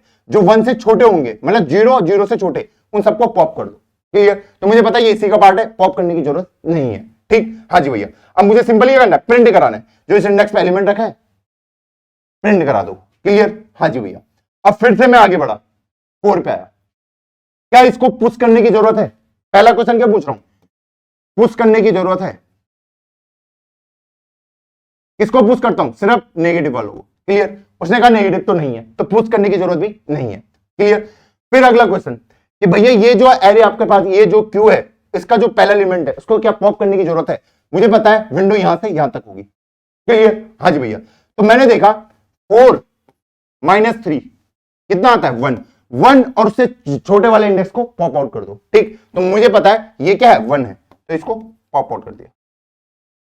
क्लियर ये प्रॉब्लम? हाँ जी भैया, ये प्रॉब्लम क्लियर है, क्योंकि मुझे पता है ये विंडो से बाहर है, ऐसे करके। क्लियर? हाँ जी। अब मैं क्या बोलता हूं, अब प्रिंट करा दो। किसको प्रिंट कराना है, इस इंडेक्स में जो एलिमेंट रखा है -4। क्लियर? हाँ जी भैया। फिर से सेम कहानी, इंडेक्स को आगे बढ़ाओ। फिर से इंडेक्स पे पहुंच गया, सेम कहानी। क्या सबसे पहला क्वेश्चन, क्या इसको पुश कराने की जरूरत है, नहीं, क्योंकि ये क्या है, पॉजिटिव। जो पहला वाला नंबर है क्या इसको पॉप कराने की जरूरत है, क्योंकि मुझे पता है इस विंडो का यहां से यहां तक होगा, ठीक। क्या होगा फॉर्मूला, 5 - 3, 3 क्या है मेरा, k की वैल्यू, 2 और उससे छोटे वाले इंडेक्स को पॉप करा दो, तो ये 2 वाला ऑटोमेटिकली पॉप हो जाएगा। क्लियर? हाँ जी भैया। अब मुझे क्या कराना पड़ता है, प्रिंट कराना पड़ता है। जो फर्स्ट नेगेटिव होगा, तो फर्स्ट नेगेटिव क्या है, जो फ्रंट पे रखा है, थर्ड इंडेक्स में जो एलिमेंट रखा है।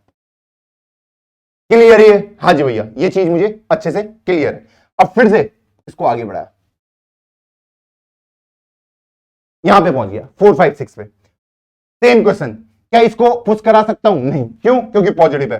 फिर से क्या ये यहां पे जो एलिमेंट है इसको पॉप कराना बनता है, 6 - 3 कितना आता है, 3 3 और उससे छोटे वाले इंडेक्स वालों को पॉप कर दो आगे से। मुझे पता है ये 3 है, ये विंडो का पार्ट नहीं है, इसको पॉप कर दिया। क्लियर? हाँ जी भैया। अब उसके बाद क्या होता है, प्रिंट करवाना होता है। क्या कराना होता है, प्रिंट। अब मैंने देखा कि मेरी क्यू क्या है, एम्प्टी है। जब के क्यू एम्प्टी होगी उस केस में क्या लिखूंगा, आंसर। उस केस में सिंपली मुझे आंसर लिखना है 0। क्लियर? हाँ जी भैया। फिर से आगे बढ़ा, मैं यहां पे पहुंच गया, सेम स्टोरी फिर से फॉलो। क्या इसको पुश करने की जरूरत है, इसको, इसको मुझे पता है बिल्कुल, तो 7 इंडेक्स को मैंने पुश कर दिया क्योंकि नेगेटिव इंटीजर है। फिर अगला क्वेश्चन कि क्या ये जो पहला वाला नंबर है क्या इस विंडो का पार्ट है, तो मैंने देखा 7 - 4 और उससे छोटे वाले इंडेक्स को पॉप कर दो। मुझे पता है यहां पे क्या लिखा है, 7 लिखा है, इसको पॉप करने की जरूरत नहीं है क्योंकि ये इसी का पार्ट है, इसी विंडो का पार्ट है, 5 6 7। क्लियर? हाँ जी भैया, इसको पॉप करने की जरूरत नहीं है। और अगला स्टेप प्रिंट करवा दो, तो इस एलिमेंट में जो भी एलिमेंट रखा होगा उसे प्रिंट करा दिया। क्लियर? हाँ जी भैया। अब उसके बाद मैं एक स्टेप आगे बढ़ गया और मैं यहां पे पहुंच गया। जैसे यहां पे पहुंचा मेरे स्टॉप, और इस तरीके से मैंने अपनी प्रॉब्लम को सॉल्व कर लिया। तो क्यू के अंदर मैंने क्या डाला, पहला काम इंडेक्स, और कौन किसके इंडेक्स, इसके इंडेक्स स्टोर करने जो होंगे मेरे सिर्फ नेगेटिव नंबर। क्लियर? हाँ जी भैया। और नेगेटिव एलिमेंट को मैं पॉप कब करूंगा, जैसे ही वो मेरी विंडो से बाहर हो जाएगा। बस इतना अगर आपने ध्यान रखा, आपकी सारी प्रॉब्लम सॉल्व। क्लियर? हाँ जी भैया। अब इसको सॉल्व कैसे करेंगे वो देख लेते हैं। पहला काम, क्यू ले लूंगा। हाँ जी भैया, इंडेक्स स्टोर कराए गए, क्यू का काम ये है। Clear? Initially i equal to 0 से i less than k minus 1 elements को मैं इसके अंदर क्या कराता हूं, पुश कराता हूं। ठीक है? हाँ जी भैया, जो नेगेटिव होंगे। तो यहां पे कंडीशन लिख देता हूं कि इफ a ऑफ, इसका नाम a ही है ना, हाँ जी भैया, अगर ये नेगेटिव आता है तो क्यू के अंदर पुश कर देना उसके इंडेक्स को। यहां तक आई थिंक किसी को कोई दिक्कत नहीं। हाँ जी भैया। अगला स्टेप, एक वेक्टर इंटीजर आंसर जिसको मैं रिटर्न करके देने वाला हूं। यहां पे क्या करना पड़ता है कि for i equal to k minus 1 से i should be less than n i plus plus. पहला काम क्या होता है, पुश कराने का। पुश किसको कराता हूं मैं, जो क्या होता है नेगेटिव। तो वही मैं यहां पे करने वाला हूं कि if a of i less then 0 होता है तो q के अंदर पुश कर दीजिए क्या, i को। क्लियर? हाँ जी भैया। अब जब मैं यहां पे पहुंच गया, इसके बाद मेरा दो ही स्टेप बचते हैं। अब मुझे क्या कराना है, प्रिंट कराना है। ठीक है? हाँ जी भैया, प्रिंट कराना है। पर प्रिंट कराने से पहले मुझे क्या देखना पड़ता है कि भैया जो सबसे पहला एलिमेंट है, ये क्यू है ना आपके पास, मैं पुश वगैरह कर चुका हूं। मान लो इसके अंदर 2 और 3 इंडेक्स पुश हो चुका है। अब इसके बाद मेरा काम क्या होता है, प्रिंट कराने का। पर प्रिंट कराने से पहले मैं क्या चेक करता हूं कि क्या ये जो पहला वाला है, ये वाला इंडेक्स, ठीक, क्या ये मेरे विंडो के अंदर आता भी है या नहीं आता है। क्लियर? हाँ जी भैया। अब यहां पे दो केस क्रिएट हो सकते हैं, क्या कि भैया मेरी क्यू बिल्कुल खाली हो, ठीक, हाँ जी भैया, या फिर क्यू के अंदर एलिमेंट प्रेजेंट हो। यही दो केस होंगे। हाँ जी भैया। तो यहां पे मैं लिख देता हूं, अगर मेरी क्यू एम्प्टी रहती है तो मुझे पता है मुझे आंसर के अंदर क्या पुश बैक करना है, 0 को। क्लियर? हाँ जी भैया। और एल से में मेरा दूसरा केस बन जाएगा, क्योंकि क्यू खाली भी रह सकती है ना। हाँ जी भैया। और एल से में सेकंड केस कि क्यू के अंदर एलिमेंट प्रेजेंट है। क्लियर? हाँ जी भैया। अब यहां पे इफ कंडीशन में क्या लिखूंगा, मुझे पता है जो मेरा क्यू के फ्रंट में इंडेक्स रखा है उसको मैं पॉप कब करता हूं, जब वो लेस देन इक्वल टू आता है आई माइनस के से। क्लियर? हाँ जी भैया। उसे क्यू से कर दीजिए पॉप। यही तो करता हूं। हाँ जी भैया, कि भैया किसी को विंडो से बाहर कब करना है, जब वो मेरे विंडो साइज के अंदर नहीं होगा। क्लियर? ये कैसे बता रहा हूं मैं, मान लो मेरी ये विंडो है, ठीक, हाँ जी, ये क्यू मैंने ले रखा है और इसके अंदर 3 4 और 5 प्रेजेंट है। मान लो आई इक्वल टू भी 5 दे रखा है और के इक्वल टू दे रखा है 3। क्लियर? हाँ जी भैया। तो मैं क्या करता हूं कि भैया जो फर्स्ट वाला है क्या इसको पॉप करना है, तो मैं क्या करता हूं 5 माइनस 3 इक्वल टू 2 और उससे छोटे वाले अगर कोई भी इंडेक्स हुआ उसको पॉप कर। तो इस केस में मैंने पॉप नहीं किया। क्लियर? अगर यहां पे मान लो 2 होता तो ये पॉप हो जाता। क्लियर है? हाँ जी भैया, क्लियर है। तो वही मैंने यहां पे किया। अब जब मैं पॉप वगैरह कर चुका हूं उसके बाद मेरा दो कंडीशन बनेंगी, क्या, अब मुझे क्या कराना है, प्रिंट कराना है सिंपली। हाँ जी भैया। प्रिंट कराने से पहले मैं चेक कर लूंगा अगर क्यू मेरी एम्प्टी हुई तो आंसर डॉट पुश बैक 0। हाँ जी भैया, सिंपल है। और एल्स में आंसर डॉट पुश बैक क्या डाल दूंगा, A of Q dot front. Q dot front मुझे इंडेक्स आके दे देगा और उसी को मैं प्रिंट करा दूंगा, पुश करा दूंगा जो मैं एरे के अंदर होगा। और इस तरीके से लूप खत्म और लास्ट में रिटर्न करवा दूंगा अपने आंसर को। किसी कोई दिक्कत नहीं भैया, कोई दिक्कत नहीं है। तो सबसे पहला काम क्या था मेरे पास, मैं क्यू के अंदर किसको पुश करता हूं, जो नेगेटिव नंबर होगा, तो उसके इंडेक्स को मैंने अंदर डाल दिया। अगला क्या होता है, उसके बाद मुझे पता है मुझे प्रिंट कराना है, लेकिन प्रिंट कराने से पहले मैं क्या चेक करता हूं, मुझे देखना पड़ता है जो फर्स्ट इंडेक्स है क्या वो मेरे विंडो से बाहर तो नहीं चला गया। क्लियर? हाँ जी भैया। तो उसको एक्सेस करने से पहले मैं चेक कर लेता हूं कि क्यू एम्प्टी है। अगर क्यू एम्प्टी हुआ तो मुझे पता आंसर तो मेरा 0 होने वाला है। एल्स में कि मतलब क्यू के अंदर कोई एलिमेंट प्रेजेंट है। तो क्या मैं उसको पॉप कर सकता हूं? तो उसकी कंडीशन ये रही कि if q dot front less than equal to i minus k, तो उसको पॉप कर दो। क्लियर? हाँ जी भैया, जब मैं पॉप कर चुका हूं अब मुझे प्रिंट कराना है। अगर मेरी क्यू एम्प्टी हुई तो 0 पुश हो जाएगा, अगर एल्स में answer dot push back Q dot front, और वो किस एरे में प्रेजेंट है? इसमें। क्लियर है? क्यू डॉट फ्रंट क्या लेके देगा मुझे? इंडेक्स लेके देगा। उस इंडेक्स में जाओ और उस एलिमेंट को पुश करवा दो। इस तरीके से मैंने प्रॉब्लम सॉल्व करी, और ये जो तरीका था इससे जो आपकी टाइम कॉम्प्लेक्सिटी निकलेगी वो निकलेगी ऑर्डर ऑफ एन टाइम। तो यहां तक चमक रहा है? हाँ जी भैया चमक रहा है, कोई रॉकेट साइंस यूज नहीं करी, बिल्कुल बेसिक मैथ्स हमने यहां पे यूज करी है। अगर यहां तक चमक रहा है तो लिख दो चमक चुका है। चलो बढ़ते हैं इंप्लीमेंटेशन पार्ट पे। चलो इसको ऑप्टिमाइज वे में सॉल्व करते हैं। तो सबसे पहले तो एक आंसर जो मुझे रिटर्न करके देना है, और एक क्यू जिसको मैंने लॉन्ग लॉन्ग के फॉर्म में ले लिया है, जो कि क्या स्टोर कराने वाला है? मेरे इंडेक्स को। ओके, इसमें कंफ्यूज मत होना, आप इसको लॉन्ग लॉन्ग इंट भी कर सकते हैं अगर आपको कहीं पे भी कंफ्यूजन हो, क्योंकि जो एन है वो किस फॉर्म में है? लॉन्ग लॉन्ग इंट के फॉर्म में। तो एन क्या है? ये तो दिखा रहा है कि नंबर ऑफ एलिमेंट्स मेरे कितने हैं, तो एक तरीके से इंडेक्स को दिखा रहा है। तो मैंने इसको लॉन्ग लॉन्ग इंट के फॉर्म में बना दिया, और वेक्टर को मैंने लॉन्ग लॉन्ग के फॉर्म में रखा, क्योंकि वो उसी के टाइप को उसको रिटर्न करवाना है। तो अब हम अंदर आ जाते हैं। तो यहां पे सबसे पहला टास्क मेरा क्या होता है उसको समझने की कोशिश करते हैं। सबसे पहले टास्क k-1 एलिमेंट्स को पुश करा दो। ठीक, हाँ जी। और इसमें किसको पुश कराना है? सिर्फ नेगेटिव एलिमेंट्स को, नेगेटिव एलिमेंट्स। तो चलो स्टार्ट करते हैं कि for long long int i equal to 0 से i should be less than k-1 i plus plus. यहां पे सिंपली कंडीशन हो जाएगी कि इफ जो मेरा ai हो अगर लेस देन 0 आता है तो q के अंदर पुश कर दो उसके इंडेक्स को। सिंपल सा है। हाँ जी भैया, ये बहुत सिंपल है। अब हम नीचे आ जाते हैं। अब हम रिमेनिंग पार्ट के लिए देखते हैं कि for long long int i equal to k-1 से i should be less than n i plus plus. यहां पे क्या टास्क होता है उसको हम समझने की कोशिश करते हैं। सबसे पहले मेरा टास्क होता है पुश कराने का। किसको? सिर्फ नेगेटिव वालों को। तो कैसे कराऊंगा कि if a of i is less than 0 तो q के अंदर उसको पुश कर दो। आसान है? हाँ जी भैया आसान है। अब नेक्स्ट टास्क मेरा क्या होता है उसको समझने की कोशिश करते हैं। नेक्स्ट टास्क है मुझे उस एलिमेंट्स को अपने आंसर के अंदर स्टोर कराने की। किस एलिमेंट को कराना है? जो फर्स्ट नेगेटिव नंबर होगा उस वाली विंडो साइज को। तो मैं देख सकता हूं कि अगर मेरी क्यू एम्प्टी हुई तो मुझे क्या करना है? आंसर डॉट पुश बैक में 0 डाल दो। क्लियर? हाँ जी भैया। एल्स में कि नहीं मेरी क्यू एग्जिस्ट करती है। जब क्यू एग्जिस्ट करती है तो वहां पे क्या चेक करना पड़ता है? वहां पे अब मुझे जब आंसर में पुश बैक कराने से पहले एक चीज मुझे चेक करनी पड़ेगी कि जो मेरा फ्रंट वाला एलिमेंट है क्या वो इस विंडो के अंदर आता भी है या नहीं आता है। ठीक, हाँ जी भैया। Check if first index of q lies inside the window. Clear? हाँ जी भैया।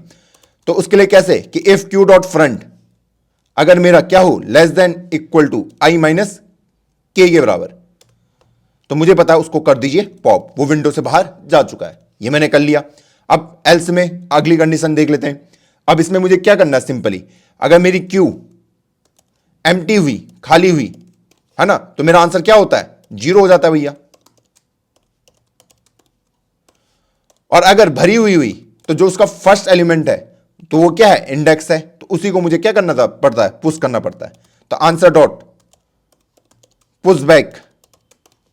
तो इंडेक्स कैसे निकालूंगा? क्यू डॉट फ्रंट से। हाँ जी भैया।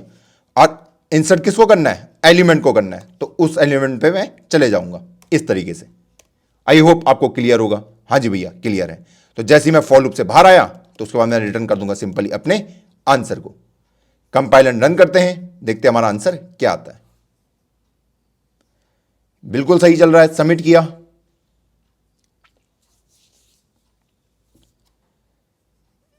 क्या अब भी टीएलई आएगा? देखते हैं।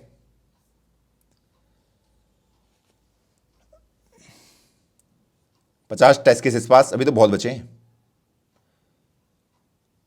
और हमारा टेस्ट केसेस सारे पास हो चुके हैं। तो इस तरीके से हमने अपने कोड को एग्जीक्यूट किया, और ये जो कोड हमने लिखा है ऑर्डर ऑफ एन टाइम में इसको एग्जीक्यूट करके हमें दे देगा। तो चलो बढ़ते हैं वीडियो की ओर वापस। अब हम देखते हैं अपनी लास्ट प्रॉब्लम। लास्ट प्रॉब्लम काफी इंपॉर्टेंट है, समझने की कोशिश करते हैं। First non repeating character in a stream of character. क्या कह रहा है मान लो आपके पास एक कैरेक्टर की स्ट्रीम आ रही है। कैरेक्टर की स्ट्रीम आने का मतलब कि मान लो आपके पास, अगर मैं इस स्ट्रिंग को लूं, पहले आपके पास ए आया, फिर उसके बाद बी आया, फिर ए बी आ गया, फिर बी आ गया, फिर डी आ गया, फिर ये सी आ गया। तो इनको कह सकता हूं मैं कैरेक्टर की क्या आ रही है, स्ट्रीम आ रही है, फ्लो आ रहा है। क्लियर? हाँ जी भैया। वो कह रहा है एक आप एक नई स्ट्रिंग जनरेट करो बी, एक नई स्ट्रिंग बी को जनरेट करो। और वो जनरेट कैसे होगी, वो आपको लिए उसने एक कंडीशन दे रखी है। क्या दे रखी है?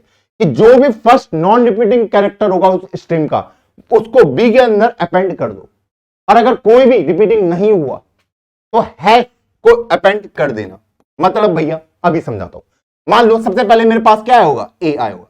क्या ए अभी तक रिपीट हुआ है? सबसे पहले कैरेक्टर ये तो आएगा ए। हाँ, क्या ए रिपीट हुआ है? नहीं। तो इस ए को मैं आंसर में डाल दूंगा। क्लियर? फिर उसके बाद कौन सा कैरेक्टर आया, बी। ठीक, हाँ जी। तो मेरे पास दो आ चुके हैं, ए और बी। ठीक, वो कह रहा है कि फर्स्ट नॉन रिपीटिंग, क्या ए रिपीट हुआ है अभी तक? नहीं। तो ए को मैं आंसर में डालूंगा। क्लियर? हाँ जी भैया। फिर मेरे पास आ गया ये वाला character a b a. Clear? हाँ जी भैया। इसमें कह रहा है कि फर्स्ट नॉन रिपीटिंग कैरेक्टर जो अभी तक रिपीट नहीं हुआ है, ये ए रिपीट हो चुका है क्योंकि ए दो बार आ चुका है। ठीक, हाँ जी भैया। रिपीट कौन नहीं हुआ है, बी। तो बी को मैं अपने आंसर में ले लूंगा। क्लियर? हाँ जी भैया। फिर मैं पहुंचा इस बी पे। अब बी भी आ चुका मेरे उसमें। क्या ए रिपीट हुआ है? हाँ जी भैया। क्या बी रिपीट हुआ है? हाँ जी भैया। ये ए भी रिपीट हुआ है, बी भी रिपीट हुआ है। तो इस वाली स्ट्रीम में कोई भी एक ऐसा कैरेक्टर नहीं है जो रिपीट नहीं हुआ है। तो उस केस में मुझे आंसर देना है। क्लियर? हाँ जी भैया। अब मैं बात करता हूं डी की। डी आ गया। फिर से फर्स्ट नॉन रिपीटिंग कैरेक्टर कौन सा है? क्या ए रिपीट हुआ है? हाँ जी। बी रिपीट हुआ है? हाँ जी। ए भी रिपीट हुआ है, बी भी हुआ है, लेकिन डी अभी तक रिपीट नहीं हुआ है। तो डी मेरे आंसर में। क्लियर? हाँ जी। अब आ गया मेरा सी। फिर से इसमें कौन सा ऐसा कैरेक्टर जो अभी तक रिपीट नहीं हुआ? ए रिपीट हुआ है, बी भी हुआ है, ए भी हुआ है, बी भी हुआ है, डी नहीं हुआ है। तो डी मेरा आंसर। क्लियर? और उसके बाद मैं बाहर चला जाऊंगा तो मैं रुक गया। तो ये जो नई स्ट्रिंग आपकी जनरेट हुई है, ये आपका आंसर हो जाएगा। क्लियर? हाँ जी भैया। अगले एग्जांपल की बात करते हैं। इस बी को मुझे जनरेट करना है। क्लियर? सबसे पहले मेरे पास आएगा ए, पहला ऐसा कैरेक्टर जो अभी तक रिपीट नहीं हुआ है। तो यही है जो अभी तक रिपीट नहीं हुआ है। फिर से अगला ए आ गया, ये वाला ए। क्या ए रिपीट हो चुका है? हाँ जी भैया। ये वाला ए भी रिपीट हो चुका है। तो आंसर की जगह में क्या आएगा, हैज, क्योंकि ए क्या है, रिपीटेड है। क्लियर? अब अगला क्या है, बी आया है। देखूंगा कि भैया कौन सा अभी तक रिपीट नहीं हुआ है। मुझे पता ए भी रिपीट है, ए भी रिपीट है, लेकिन बी रिपीट नहीं है। तो बी मेरा आंसर हो जाएगा। फिर ये बी आया मेरी स्ट्रीम के अंदर, मतलब इसके अंदर ए भी रिपीटेड है, बी भी रिपीटेड है। तो आंसर क्या होगा भैया, हैज। क्लियर? अब मेरे पास डी आ गया। इनमें से कौन सा पहला सा कैरेक्टर जो अभी तक रिपीट नहीं हुआ? मुझे पता वो डी है, क्योंकि ए भी रिपीटेड है, बी भी रिपीटेड है, सिर्फ डी रिपीटेड नहीं है। अगला मैं डी पे पहुंचा, मेरे पास डी भी आ चुका है। कौन सा ऐसा कैरेक्टर जो अभी तक रिपीट नहीं हुआ? ए भी हो रखा है, बी भी हो रखा है, डी भी हो रखा है। तो आंसर हो जाएगा हैज। और इस स्ट्रिंग को मुझे रिटर्न करना है। कोई दिक्कत नहीं भैया। अगला एग्जांपल देखते हैं, ये वाला। सबसे पहले ए आया, फर्स्ट नॉन रिपीटिंग कैरेक्टर ए है, तो ए आंसर। फिर बी आ गया, फर्स्ट नॉन रिपीटिंग कैरेक्टर कौन सा है भैया, ए ही होगा, जो ए अभी तक रिपीट नहीं हुआ है। फिर मेरा आंसर आ गया स्ट्रिंग के अंदर सी, ए बी सी। पहला कौन सा कैरेक्टर है जो अभी तक रिपीट नहीं हुआ है भैया, ए। तो ए ही मेरा आंसर हो जाएगा। फिर इसके अंदर आ गया ए, क्या ये अभी तक रिपीट हो चुका है? हाँ जी भैया। क्या बी रिपीट हुआ है? नहीं। तो बी आंसर। क्लियर? हाँ जी भैया क्लियर। अब फिर से मैं आ चुका हूं सी पे।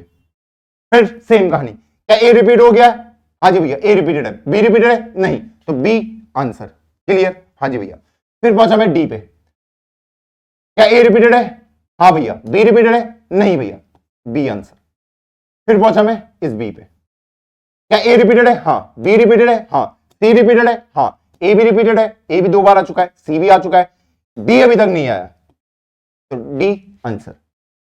फिर पहुंचा इस पे, ए भी रिपीटेड है? हाँ जी भैया ए दो बार आया, बी भी दो बार आया, सी भी दो बार, ए भी दो बार, सी भी दो बार, डी भी कितनी बार आ चुका है? दो बार, बी भी दो बार आ चुका है, डी भी दो बार आ चुका है, कोई भी नहीं है तो हैज। क्लियर? हाँ जी भैया। अब मैं यहां पे आया तो मैं स्टॉप हो गया, ये मेरा आंसर हो जाए। मेथड क्लियर है? हाँ जी भैया क्लियर है। तो क्या इसको मैं नॉर्मल मेथड के द्वारा खुद से सॉल्व कर सकता हूं? हाँ जी भैया नॉर्मल मेथड, कि पहले मैं एक स्ट्रिंग ले लूंगा ए नाम की, देख लूंगा इसमें से कौन सा ऐसा कैरेक्टर है जो रिपीट नहीं हुआ है। फिर मैं ए बी नाम की स्ट्रिंग ले लूंगा, देख लूंगा कौन सा कैरेक्टर क्या नहीं हुआ है, रिपीट नहीं हुआ है। फिर मैं एबीसी नाम की ले लूंगा। इसको करना बहुत आसान काम है अगर हम नॉर्मल मेथड यूज करते हैं। कर सकते हो ना नॉर्मल मेथड यूज? हाँ जी भैया। अब इसको अगर एक लेवल अप लेके जाया जाए और इसको ऑप्टिमाइज वे में सॉल्व किया जाए तो हम कैसे कर सकते हैं? देखो, अब हम देखते हैं कि भैया इस प्रॉब्लम को हम ऑप्टिमाइज मेथड से कैसे सॉल्व कर सकते हैं। नॉर्मल मेथड से सब कर सकते हैं और आपको इंट्यूशन भी समझाऊंगा कि भैया हमको क्यों यूज करनी पड़ी, नहीं कहेगा क्यों को क्यों यूज करना पड़ा, वो भी अब हमको समझ आएगा। चलो स्टार्ट करते हैं। सबसे पहला काम मेरा क्या है कि फर्स्ट नॉन रिपीटिंग कैरेक्टर को ढूंढना स्ट्रीम ऑफ कैरेक्टर्स में। क्लियर? हाँ जी भैया, मैं एक बी ले लूंगा जिसको मैं आंसर देने वाला हूं, कोई दिक्कत यहां तक नहीं भैया। सबसे पहले मेरे पास क्या आएगा? ए आएगा। क्लियर? हाँ जी भैया, मुझे पता मेरे पास ए आया है, तो इसके लिए मुझे क्या इंफॉर्मेशन होनी चाहिए कि ये कितनी बार रिपीट हुआ है। क्लियर? तो उस रिपीटेशन का स्टोरेज मुझे कहीं रखना पड़ेगा। हाँ जी भैया, अब ये जो कैरेक्टर मुझे यहां पे दे रखे, ये ए से लेके जेड तक कोई भी हो सकते हैं, स्मॉल ए से लेके स्मॉल जेड तक ये कोई भी हो सकते हैं। क्लियर? तो मैं उसको स्टोर करा दूंगा एक एरे के अंदर, 26 साइज का एक एरे ले लूंगा। हाँ जी भैया, ये 0 1 2 3 4 5 6 और यहाँ पे 0 0 0, अभी तक ये 0 बार रिपीट हुए हैं। अब 2 ये कहां तक होंगे? 25 इंडेक्स तक। क्लियर? ये 0 इंडेक्स वाला दिखाएगा स्मॉल ए को, ये बी को, ये सी को, ये डी को, ये ई को। ये दिखा रहा है कि स्मॉल ए कितनी बार रिपीट हुआ है, स्मॉल बी कितनी बार रिपीट हुआ है। क्लियर? हाँ जी भैया, अब मेरे पास सबसे पहले ए आ गया। क्या आ गया? ए आ गया। मुझे पता जैसे ए आया तो ए एक बार मेरा आ चुका है। क्लियर? हाँ जी भैया, अब मुझे क्या पूछना है कि क्या ये रिपीट हुआ है? क्या ये ए रिपीट हुआ है? क्या ये ए रिपीट हुआ है? मैं आपसे पूछ रहा हूं। उसने देखा 1, ये एक ही बार आया है, ठीक है, एक से ज्यादा बार नहीं आया, तो ये मेरा आंसर हो सकता है। क्लियर? हाँ जी, जो रिपीट हुए मल्टीपल टाइम वो मेरा आंसर नहीं हो सकते। अब मैं इस बी पे पहुंचा, जैसे मैं इस पे पहुंचा तो मैंने इसको पीछे लगाया, ठीक है, और बी के काउंट को 1 से बढ़ा दिया। क्लियर? अब मैं इस स्ट्रीम में पूछ रहा हूं क्या ये मेरा आंसर हो सकता है? क्या ये ए मेरा आंसर हो सकता है? मैं आपसे पूछ रहा हूं। उसने कहा बिल्कुल हो सकता है क्योंकि एक ही बार रिपीट हो रखा। क्लियर? हाँ जी भैया, फिर से मैं आगे बढ़ गया, यहां पे पहुंच गया। जैसे यहां पे पहुंचा मेरे पास मुझे पता है ए आ चुका है। क्लियर? हाँ जी भैया, अब मुझे क्या करना है? ए के काउंट को 1 से बढ़ा दो, 2 आंसर हो चुका है। अब मैं यहां पे खड़े होकर बता सकता हूं कि ये ए क्या 1 से ज्यादा बार आया है। ठीक है, जैसे ही मुझे पता चला ये 1 से ज्यादा बार आया तो ये मेरा आंसर नहीं हो सकता। फिर मैं किस पे चेक करता हूं? अगले वाले बी पे। ये तो करता हूं। हाँ जी, उसने कहा बी एक ही बार आया तो ये मेरा आंसर हो सकता है। क्लियर? हाँ जी भैया, और फिर मैं आगे बढ़ गया। अब मैं किसे पहुंच गया? इस बी पे। फिर से सेम स्टोरी, ये बी यहां पे आ जाएगा। हाँ जी भैया, और उसका जो काउंट है बी का उसको 1 से इंक्रीज कर दो। क्लियर? हाँ जी भैया, फिर सेम स्टोरी यहां पे भी फॉलो होगी। क्या ये ए मेरा आंसर हो सकता है? मैंने देखा ए 2 बार आ चुका है, ये मेरा आंसर नहीं हो सकता। अब जब मुझे कंफर्म बताए ये ए जब आंसर हो ही नहीं सकता तो क्या मुझे बार बार इसको चेक करने की जरूरत है? तो एक काम नहीं कर सकता, इस ए को यहां से हटा दो, ये आंसर हो ही नहीं सकता। हाँ जी भैया, कर सकते हैं।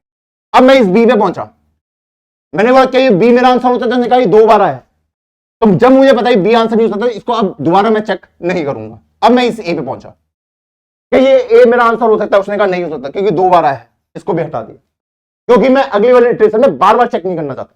क्या ये बी आंसर हो सकता है? नहीं, क्योंकि 2 बार आया है, इसको भी हटा दिया। अब मेरे पास कोई भी एलिमेंट नहीं बचे। जब कुछ भी नहीं है तो मुझे पता आंसर मेरा क्या होगा? हैश होगा। क्लियर है? हाँ जी भैया, अब अगला वाला मैं किस पे पहुंचा? डी पे। क्लियर? क्या डी मेरा आंसर हो सकता है? पहले उसके काउंट को 1 से इंक्रीज कर दिया। क्या डी मेरा आंसर हो सकता है? उसने कहा वो बिल्कुल हो सकता है क्योंकि एक ही बार आया है, डी लिख दिया। क्लियर? हाँ जी भैया, फिर मैं सी पे पहुंचा, सी लिखा, उसके काउंट को 1 से बढ़ा दिया। क्लियर? हाँ जी भैया, फिर से स्टार्टिंग से, क्या ये डी आंसर हो सकता है? उसने कहा बिल्कुल हो सकता है क्योंकि एक ही बार आया है, रिपीट नहीं हुआ है। क्लियर है? हाँ जी भैया, क्लियर है। और इस तरीके से फिर जैसे यहाँ पे आऊंगा मैं स्टॉप हो जाऊंगा, ये मेरा आंसर हो जाएगा। तो ये मेथड क्या इजी लगा आपको? हाँ जी भैया, मैंने क्या करा? स्टार्टिंग वाले एलिमेंट को हटा दिया जो रिपीट हो चुके हैं। क्लियर? हाँ जी भैया, अब इस वाली प्रॉब्लम के लिए देखते हैं, सेकंड प्रॉब्लम के लिए इसी मेथड को। अगर इसी मेथड को मैं सेकंड प्रॉब्लम के लिए कहता हूं आपको, एक एरे ले लेता हूं जो बता देगा एबीसीडी कितनी बार रिपीट हो रहा है। ये 26 साइज का होगा। क्लियर? हाँ जी भैया, सबसे पहले बी इक्वल टू क्या आंसर होगा? सबसे पहले मैं इस ए पे पहुंचा, क्या ये ए मेरा आंसर हो सकता है? पहले ए के काउंट को 1 से इंक्रीज कर दो। क्लियर? क्या ये आंसर हो सकता है? बिल्कुल हो सकता है क्योंकि एक ही बार आया है। फिर मैं अगले ए पे पहुंचा, कितने ए हो गए भैया? 2 ए हो चुके हैं। कितने? 2। तो सबसे पहले इसको 1 से इंक्रीज करो। क्या ये ए मेरा आंसर हो सकता है? उसने कहा नहीं हो सकता, तो मैं क्या बोल रहा हूं? इसको यहां से हटा दो। ठीक, क्या ये आंसर हो सकता है? नहीं, क्योंकि ये 2 बार रिपीट हो रहा है, इसको भी यहां से हटा दो। क्लियर? तो आप समझ पा रहे हो कि यहां पे मैं एक क्यू डेटा स्ट्रक्चर का टाइप कर रहा हूं जिन पे मैं इनको स्टोर करवा रहा हूं, और मैं फ्रंट से चेक कर रहा हूं, फ्रंट से क्या ये मेरा आंसर हो सकता है? उसने कहा नहीं, तो उसको मैंने हटा दिया। मैंने कहा क्या अब ये आंसर होता है? उसने कहा नहीं, इसको भी हटा दिया। क्लियर? हाँ जी। अब मेरी क्यू क्या हो चुकी है? खाली हो चुकी है। जब सी खाली हो जाती है मेरा आंसर क्या होता है? हैश होता है। क्लियर? हाँ जी भैया। अब मैं अगले वाले पे पहुंचता हूं। इस बी को अंदर डाल दो और इसके काउंट को 1 से बढ़ा दो। क्लियर? हाँ जी। क्या बोल रहा हूं कि भैया क्या ये आंसर हो सकता है बी? उसने कहा बिल्कुल हो सकता है, क्योंकि एक ही बार आया है। क्लियर? अब मैं नेक्स्ट बी पे पहुंचा। सबसे पहला काम, इस बी को यहां पुश करवा दो, क्योंकि पीछे को मैं अटैच कर रहा हूं, पीछे को तो कर रहा हूं। हाँ जी भैया। और यहां उसके काउंट को 1 से इंक्रीज कर दो, तो 1 के बदले वो बन जाएगा 2। क्या ये बी आंसर हो सकता है? स्टार्टिंग से फर्स्ट नॉन रिपीटिंग कैरेक्टर ढूंढना है, नहीं, हटा दिया। क्या ये बी हो सकता है? नहीं, इसको भी हटा दिया। क्लियर? हाँ जी। जैसी क्यू खाली हुई, मुझे पता है आंसर क्या होगा? हैश होगा, क्योंकि मुझे पता है ए बी बी, ए भी रिपीट हो रखा, बी भी रिपीट हो रखा, वो मैंने क्यू की हेल्प से सॉल्व कर दिया। अब मैं डी पे चले जाता हूं। सबसे पहले डी को यहां डाला, उसके काउंट को 1 से बढ़ाया। क्या ये डी आंसर हो सकता है? बिल्कुल, क्योंकि एक ही बार रिपीट हो रखा है। खत्म। अगले डी पे गया। क्या ये डी आंसर हो सकता है? मैं आपसे पूछ रहा हूं। पहले डी को यहां करा और इसको 2 कर दिया। ठीक, क्या ये डी आंसर हो सकता है? मैं आपसे पूछ रहा हूं। उसने कहा बिल्कुल नहीं हो सकता, क्योंकि 2 बार आ रखा है। क्या ये हो सकता है? नहीं, क्यों जैसी खाली दिखी उसने हैश डाल दिया। इस तरीके से आपको आंसर मिल गया। क्लियर? हाँ जी। लास्ट वाले को देख लेते हैं। अब हम आते हैं अपने अगले एग्जांपल में। ये रहा। सबसे पहले एक बी ले लूंगा, हाँ जी भैया, एक क्यू हो जाएगी, हाँ जी भैया, और एक मुझे लेना पड़ेगा एरे, और ये काउंट रखेगा कि हर एक कैरेक्टर कितनी बार मेरा आया है।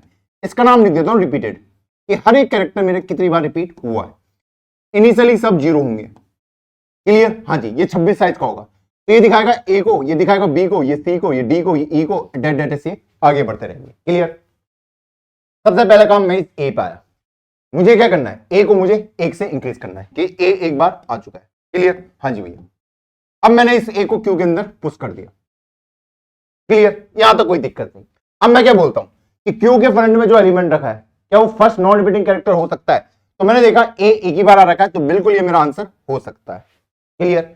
अब मैं नेक्स्ट पे बढ़ गया, बी पे। सेम कहानी फिर से दोहरानी है। पहले बी पे गया, उसके काउंट को 1 से बढ़ा दिया, और बी को मैंने यहां डाल दिया। स्टार्टिंग से क्या ये ए मेरा फर्स्ट नॉन रिपीटिंग कैरेक्टर है? उसने कहा बिल्कुल, क्योंकि ए एक ही बार आ रखा है। सी पे गया, सी क्या करेगा? काउंट ऑफ सी को 1 से बढ़ा देगा, और फिर यहां पे पुश हो जाएगा। क्लियर? हाँ जी। जब मैंने ये कर लिया, फिर से क्या ये ए मेरा आंसर हो सकता है? क्या ये फर्स्ट नॉन रिपीटिंग कैरेक्टर है? उसने कहा बिल्कुल है, क्योंकि ए एक ही बार आ रखा है। क्लियर? हाँ जी भैया। अब मैं इस ए पे गया, सेम कहानी फिर से स्टार्ट। ए के काउंट को 1 से बढ़ा दिया, कितना कर दिया? 2 कर दिया। फिर सेम कहानी, सेम स्टोरी यहां पे फॉलो होगी। ए यहां चला गया, हाँ जी भैया, मैं स्टार्टिंग में पहुंचा। क्या ये ए मेरा आंसर हो सकता है? क्या ये फर्स्ट नॉन रिपीटिंग कैरेक्टर है? उसने कहा ये 2 बार आ रखा है, तो ये ए तो मेरा आंसर नहीं हो सकता। अब आप खुद अज्यूम करिए, खुद सोचिए, जब ये ए आंसर नहीं हो सकता, तो ये दूसरा वाला ए भी आंसर नहीं हो सकता, जो अभी अभी मैंने पुश करवाया। हाँ जी भैया। जब मैं आगे जाऊंगा तो इस ए के लिए मुझे चेक करना पड़ेगा। हाँ जी। तो क्या हो कि मैं इस ए को पुश ही ना करूं, यहां मैं क्या करूं कि भैया पुश कराने से पहले चेक कर लूं, पुश कराने से पहले चेक कर लूं कि जब मैंने देखा कि ए एक बार आ रखा है ऑलरेडी, ठीक है, मैं इस ए पे खड़ा हूं, मुझे पता है कि जब मैं यहां पे हूं तो मुझे पता है ए एक ही बार आ रखा है, और ये अगर मैं इसको इंक्रीज करूंगा तो ये 2 बार हो जाएगा। क्लियर? हाँ जी भैया। तो मैं ए को यहां पुश करने की कोई जरूरत नहीं है, क्योंकि वो मेरा आंसर का पार्ट हो ही नहीं सकता। क्लियर है? हाँ जी भैया। तो वही मैं यहां पे करने वाला हूं। मैं देखा ए 2 बार आ चुका है, तो ए को इसके अंदर पुश करने की कोई जरूरत नहीं है, मुझे पता वो ए कभी आंसर हो ही नहीं सकता, यहां अगर उसे डाल के कुछ फायदा नहीं है। अब स्टार्टिंग से चेक करना स्टार्ट करो, क्या ये आंसर हो सकता है? उसने कहा नहीं, क्योंकि ये 2 बार आ चुका है, हटा दिया। क्या ये बी आंसर हो सकता है? मैं आपसे पूछ रहा हूं, ये बी आंसर हो सकता है? उसने कहा 1 बार आ रखा, बिल्कुल हो सकता है। क्लियर? हाँ जी भैया। फिर से अगला सी को देखा, सी के काउंट को मैंने 2 कर दिया। क्या ये सी को इसके अंदर जाना चाहिए? क्यों के अंदर नहीं जाना चाहिए? क्यों? क्योंकि ऑलरेडी 2 बार आ चुका है। यहां आ भी जाएगा तो मुझे पता वो आंसर का पार्ट कभी नहीं होने वाला, तो मैंने नहीं डाला। फिर से वही स्टार्टिंग से चेक करो, क्या ये बी आंसर हो सकता है? उसने कहा हाँ, क्योंकि एक ही बार आ रखा है कि फर्स्ट नॉन रिपीटिंग कैरेक्टर यही है। क्लियर? हाँ जी भैया। अगले में पहुंचा, मुझे क्या मिला? डी। डी ने अपने अकाउंट को 1 से बढ़ाया, डी को क्या यहां पुश करना चाहिए? बिल्कुल, क्योंकि अभी वो एक ही बार आया, बिल्कुल आ सकता है। क्लियर? फिर से क्या बी आंसर हो सकता है? उसने कहा बिल्कुल, क्योंकि बी एक ही बार आ रखा है। अब मैं इस बी पे पहुंच गया। बी ने क्या करा? काउंट को एक से इंक्रीज कर दिया। क्लियर? कि 2 बार आ चुका है। क्या बी को यहां डालना जरूरी है? नहीं, क्योंकि मुझे पता अब यहां डाल के कुछ फायदा नहीं है, वो कभी आंसर नहीं हो सकता। अब मैं स्टार्टिंग चेक करूंगा कि ये बी आंसर हो सकता है? उसने कहा नहीं, क्योंकि एक से ज्यादा बार आ रखा है।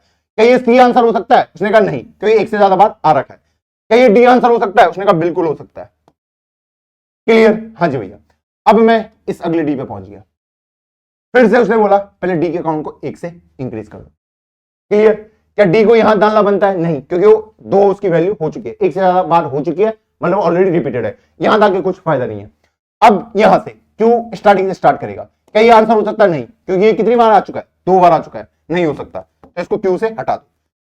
देखा कुछ नहीं है, तो मतलब हैश मेरा आंसर होगा। क्लियर है ये पॉइंट? हाँ जी भैया। मैंने अंदर क्यों नहीं डाला? मुझे पता है, कंफर्म पता, वो आंसर नहीं होने वाला, तो इसलिए मैं उसको क्यू के अंदर नहीं डाल रहा हूं। ये मेथड क्लियर? हाँ जी भैया। और ये कैसे निकाला? तो हमने क्या किया, थोड़ा और अपने कोड को ऑप्टिमाइज कर दिया। तो चलो इंप्लीमेंटेशन पार्ट पे चलते हैं। अब मुझे पता है मुझे स्ट्रिंग ए दे रही है और एक स्ट्रिंग बी को मुझे आंसर में लाके देना है, जो इनिशियली एम्प्टी है। ठीक? हाँ जी भैया। और किस किस चीज की रिक्वायरमेंट पड़ेगी? एक वेक्टर, इंटीजर, रिपीटेड एरे की मुझे जरूरत पड़ेगी। हाँ जी भैया। वो कितने साइज का होगा भैया? 26,0। कोई दिक्कत नहीं यहां तक। हाँ जी भैया। एक क्यू की जरूरत पड़ेगी, किस टाइप के कैरेक्टर टाइप का, उसका नाम रख देता हूं क्यू। क्लियर? हाँ जी भैया। अब मैं स्टार्ट करता हूं i इक्वल टू 0 से i less then a dot size, जो स्ट्रिंग मुझे गिवन है, i प्लस प्लस। अब यहां पे 2 कंडीशन अराइज होंगे। जब मैं सबसे पहली बार किसी कैरेक्टर पे जाता हूं, इस पे मान लो सबसे पहली बार जब मैं इस ए पे गया, तो यहां पे सबसे पहले मुझे क्या चेक करना पड़ता है कि क्या इस ए को मुझे क्यू के अंदर डालूं या ना डालूं। ठीक? ये क्वेश्चन होगा, जाहिर सी बात। हाँ जी भैया। तो वो मैं कैसे पता कर सकता हूं? अगर उसकी वैल्यू जो यहां पे वैल्यू रखी गई हो, अगर वो एक से ज्यादा हुई, एक या एक से ज्यादा, तो मुझे उसके अंदर डालने की जरूरत नहीं है, क्योंकि अगर इसके अंदर डालूंगा तो वो 2 हो जाएगा। क्लियर? हाँ जी भैया। तो वही मैं यहां पे करने वाला हूं कि इफ रिपीटेड, मैं क्या कह रहा हूं, क्यू के अंदर डालू ना डालू किसी को, तो उसकी कंडीशन क्या होती है? क्यू के अंदर डाल के मुझे कुछ फायदा नहीं है अगर वो एक से ज्यादा बार आ रखा है ना, तो बार बार चेक करना पड़ेगा, इसलिए मैं ये चेक कर रहा हूं। If repeated of ai minus a greater than equal to 1, तो मुझे पता है वो रिपीट मार रहा है, तो उसे क्यू के अंदर डाल के कुछ भी फायदा नहीं है। ये क्यों किया? ए आई माइनस ए, ए आई मतलब मान लो अगर सी है, सी माइनस ए कितना हो जाएगा? 2 हो जाएगा। तो इंडेक्स 2 पे मैं चेक करूंगा। क्लियर? इंडेक्स 2 की वैल्यू अगर ग्रेटर देन इक्वल टू 1 हुई तो मुझे डालने की जरूरत नहीं है। और एल्स में दूसरी कंडीशन, या तो उसकी वैल्यू 0 होगी एल्स में। क्लियर? हाँ जी भैया। अब मुझे पता है कि ये क्या है, इसको क्यू के अंदर डाल के कुछ भी फायदा नहीं है। तो पहला काम क्या होगा कि repeated of A I minus A को 1 से इंक्रीज कर दो। यही करता था, काउंट को इंक्रीज कर दिया। हाँ जी भैया। अब मुझे क्या करना पड़ता था, मेरे पास एक स्ट्रिंग दे रखी है क्यू के अंदर, जो जिसके अंदर कैरेक्टर पड़े हुए ऐसे ए बी सी करके कुछ, मैं स्टार्टिंग से चेक करता हूं क्या ये रिपीट हो रखा है ए। ठीक? अगर हो रखा है तो इसको पॉप कर दो। ठीक? फिर मैं बी पे जाता हूं, क्या बी रिपीट हो रखा है? उसने कहा नहीं, तो बी को ही मैं अपने आंसर का पार्ट डाल देता था। यही करता था ना? हाँ जी भैया। तो वही मैं यहां पे करने वाला हूं कि वाइल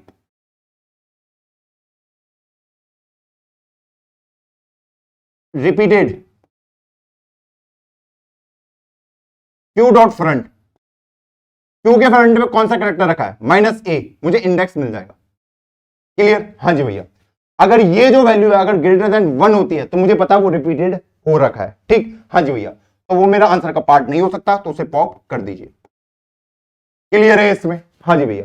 अब जब मैं क्यू डॉट फ्रंट को एक्सेस करने की कोशिश करूंगा तो इसका मतलब क्या है कि क्यू के अंदर कोई ना कोई एलिमेंट प्रेजेंट होना चाहिए, तभी मैं इसको एक्सेस कर सकता हूं।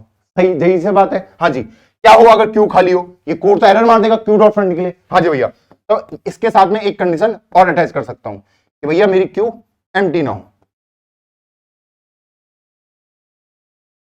फिर मैं रिपीटेड वाली कंडीशन चेक करूंगा।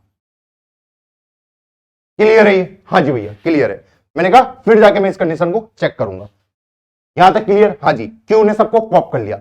अब फाइनली मेरे पास एक क्यू मिल चुकी होगी जिसमें या तो कोई कैरेक्टर प्रेजेंट होंगे या फिर वो पूरी तरीके से एम्प्टी होगी। अगर कैरेक्टर प्रेजेंट हुआ तो मुझे पता है यही मेरा आंसर होने वाला है, अगर नहीं हुआ तो मुझे हैश को अटैच करना है। क्लियर? हाँ जी भैया, वही कहानी हम यहां पे दोहराने वाले हैं। तो यहां पे मैं लिख देता हूं प्यार से कि इफ, ये वाइल के बाहर है, ठीक है, ये यहीं पे खत्म है, कि इफ अगर क्यू एम्प्टी हुई तो सिंपली मैं अपना आंसर दे सकता हूं कि भैया जो बी है उसके साथ अटैच कर दो हैश को। एल्स में क्यू एम्प्टी नहीं है, बी प्लस इक्वल टू किसको अटैच करो? जो क्यू का फ्रंट वाला कैरेक्टर।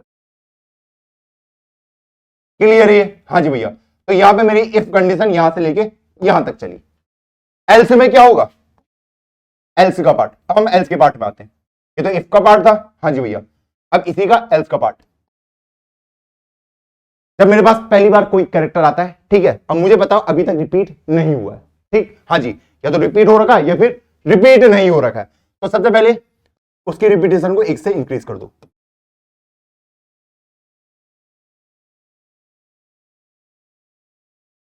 अब जब मैंने उसकी रिपीटेशन बढ़ा दी उसके बाद मुझे क्या करना है कि क्यू डॉट पुश उसको क्यू के अंदर डाल दीजिए, क्योंकि वो रिपीट नहीं हो रखा है। क्लियर? हाँ जी भैया। मुझे पता है एल्स वाला किसको लेगा? क्यों अभी तक रिपीट नहीं हो रखा है। इफ वाला किसको दिखा रहा है कि वो रिपीट हो रखा है, कि अभी तक रिपीट नहीं हो रखा है, तो रिपीट नहीं हो रखा उसको मैंने क्यू के अंदर डाल दिया है। क्लियर? तो मतलब एक कैरेक्टर ऐसा जो अभी तक रिपीट नहीं हो क्यू के अंदर जा चुका है। अब उसके बाद सेम वही चीज चेक करनी है, किसके लिए? क्यू का। क्यू के अंदर कुछ एलिमेंट प्रेजेंट होंगे, हाँ जी, मैं उसके फ्रंट को, क्या मेरा वो आंसर हो सकता है, क्या वो फर्स्ट नॉन रिपीटिंग कैरेक्टर हो सकता है मेरा आंसर, तो उसके लिए मैं यही कंडीशन फिर से चेक करूंगा। क्लियर? हाँ जी भैया। तो वाइल सेम कहानी, repeated Q dot front minus A, जब तक ग्रेटर देन 1 है उनको पॉप करते जाओ, जो जो भी रिपीट हो रहे हैं उनको क्या करते जाओ? हटाते जाओ। क्लियर? हाँ जी भैया। और लास्ट में मैं लिख दूंगा कि b plus equal to q dot front, इस तरीके से चलेगा और लास्ट में रिटर्न कर दूंगा अपने बी को। क्लियर है ये चीज? हाँ जी भैया। भैया यहां पे आपने ये वाली कंडीशन क्यों नहीं चेक करी और इफ वाली स्टेटमेंट क्यों नहीं चेक करी? मैंने कहा ये और ये कंडीशन कभी आएंगी नहीं इस वाली केस में। क्यों? देखो, जब आपके पास कोई क्यू रही होगी, ठीक, हाँ जी भैया, जब मैं इस कंडीशन में आया तो इसको पता है इसको एक ऐसा कैरेक्टर मिल चुका है जो अभी तक रिपीट नहीं हुआ है, तो एटलीस्ट अगर मेरी क्यू खाली भी रही, मान लो इसके अंदर ए बी प्रेजेंट भी रहा और एक नया कैरेक्टर मैंने सी इसके अंदर इंट्रोड्यूस कर दिया, ठीक है, सी एक ऐसा कैरेक्टर जो अभी तक रिपीट नहीं हुआ है इसलिए वो क्यू के अंदर आया है। क्लियर? उसके बाद फ्रंट से चेक करना स्टार्ट करता हूं। मान लो वर्स्ट केस में कि ये ए रिपीट हो रखा है, इसको भी पॉप कर दिया, ये बी भी रिपीट हो रखा है, इसको भी पॉप कर दिया, लेकिन ये सी कभी पॉप नहीं हुआ क्योंकि ये इसके अंदर तभी आया है कि जब रिपीटेशन नहीं हो रही है। क्लियर है ये पॉइंट? हाँ जी भैया, इसलिए मैंने कहा, आई होप आपको पॉइंट क्लियर होगा। हाँ जी भैया, ये पॉइंट क्लियर है, इसलिए मैंने इसके साथ ये क्यू एम्प्टी वाली कंडीशन नहीं लिखी, तो क्यू के एम्प्टी कंडीशन कभी आ ही नहीं सकती, इसलिए नहीं लिखा, इसलिए मैंने डायरेक्ट ये वाली स्टेटमेंट लिख दी। आई होप आपको क्लियर होगा। हाँ, अगर आप नहीं सोच पा रहे हो तो आप बिल्कुल ये कोड भी यहां पे लिख सकते हैं। क्लियर है ये चीज? हाँ जी भैया, ये चीज मुझे अच्छे से क्लियर है। और इसकी टाइम कॉम्प्लेक्सिटी क्या हो जाएगी बताइए? इस केस में इसकी जो टाइम कॉम्प्लेक्सिटी जो मेरा इस स्ट्रिंग ए जो मुझे गिवन है उसी के साइज के बराबर हो जाएगी, approx order of n time. Clear है ये चीज? हाँ जी भैया। तो चलो इसको इंप्लीमेंट करके देखते हैं। चलो अपनी इस प्रॉब्लम को सॉल्व करते हैं। First non repeating character in a stream of character. चलो स्टार्ट करते हैं इसको। सबसे पहले मुझे क्या चाहिए होगी? एक स्ट्रिंग चाहिए होगी बी जो है मेरी एम्प्टी। क्लियर? हाँ जी भैया। एक चाहिए होगा मुझे वेक्टर इंटीजर रिपीटेड का, कि हर एक कैरेक्टर कितनी बार रिपीट हुआ है, तो 26,0। क्लियर? हाँ जी भैया। और एक चाहिए होगी मुझे क्यू जो कि कैरेक्टर टाइप की वैल्यू को कंटेन करके रखेगा। अब हम आ जाते हैं अपने मेट कोड में कि फॉर, इसको थोड़ा सा इधर स्क्रॉल कर देते हैं, for integer i equal to कहां से? 0 से। I should be less than a dot size i plus plus. अब जिस कैरेक्टर को मैं टैकल कर रहा हूं या तो वो रिपीटेड होगा, हाँ जी भैया, या फिर नॉन रिपीटेड। क्लियर? हाँ जी भैया, अगर वो रिपीटेड है तो मुझे पता है उसको मुझे क्यू के अंदर पुश नहीं करना है, और नॉन रिपीटेड है तो उसको मुझे क्यू के अंदर पुश करना है। तो वही मैं यहां पे देख रहा हूं, इफ रिपीटेड ऑफ कौन सा, जो भी मेरे पास आया है ए आई माइनस ए, अगर ग्रेटर देन इक्वल टू 1 है तो मुझे पता है वो क्या है, रिपीटेड है। क्लियर? हाँ जी भैया, और एल्स में वो रिपीटेड नहीं है। अगर वो रिपीटेड है तो सबसे पहला काम मेरा क्या होता है, उसके रिपीटेशन को 1 से इंक्रीज कर दीजिए, सिंपली प्लस प्लस कर दीजिए। यहां तक आई थिंक सबको चमका होगा। हाँ जी भैया, अब जब मैंने रिपीटेशन नोट डाउन कर लिया, अब मेरा सेकंड टास्क क्या होता है कि भैया मुझे अपने आंसर के अंदर एक कैरेक्टर को अटैच करना पड़ता है, जो क्या कौन हो सकता है, जो हो सकता है क्यू का फ्रंट, अगर वो अभी तक रिपीट नहीं हुआ है। क्लियर? तो वाइल मैं चेक करता हूं repeated of Q dot front minus A, जब तक ग्रेटर देन 1 है तो उसको क्या करते जाइए, पॉप करते जाइए। क्लियर? हाँ जी भैया, मैंने कहा जो क्यू का फ्रंट में रखा है अगर उसकी रिपीटेशन 1 से ज्यादा है तो उसको हटा दीजिए। क्लियर? लेकिन क्यू डॉट फ्रंट में जाने से पहले मुझे देखना पड़ेगा कहीं मेरी क्यू खाली तो नहीं है ना। हाँ जी भैया, वही कंडीशन मैंने यहां पे लगा ली। इस तरीके से हमने सॉल्व कर दिया। अब हम आ जाते हैं नीचे। अब मुझे सिंपली देखना है, अगर मेरी क्यू खाली हो गई है तो मुझे पता मेरे आंसर में क्या अटैच होगा, b plus equal to hash. Clear? हाँ जी, नहीं तो क्या अटैच होगा, बी प्लस इक्वल टू जो क्यू का फ्रंट में जो कैरेक्टर प्रेजेंट होगा, क्योंकि मुझे पता वो रिपीट नहीं हुआ है। क्लियर है? हाँ जी भैया, अब हम आ जाते हैं नॉन रिपीटेड में। तो नॉन रिपीटेड में सबसे पहले काउंट को बढ़ा दो कि इसकी रिपीटेशन 1 से बढ़ चुकी है। सेकंड टास्क क्या होता है कि भैया क्यू के अंदर उसको पुश कर दो, क्योंकि वो रिपीट नहीं हो रखा है। तो ए आई को मैंने कर दिया है एंटर। क्लियर? अब मैं ऊपर वाले कोड को कॉपी कर लेता हूं, यहां पेस्ट कर लेता हूं। तो मुझे पता है इसमें ये वाली कंडीशन नहीं आएगी, ये वाली, ठीक, और ये इफ वाली कंडीशन भी नहीं आएगी, क्योंकि क्यू कभी एम्प्टी होगा ही नहीं। क्लियर? हाँ जी भैया, और लास्ट में मैं रिटर्न कर दूंगा अपने बी को। इसको थोड़ा सा जूम आउट करते हैं और इसको रन करवाते हैं।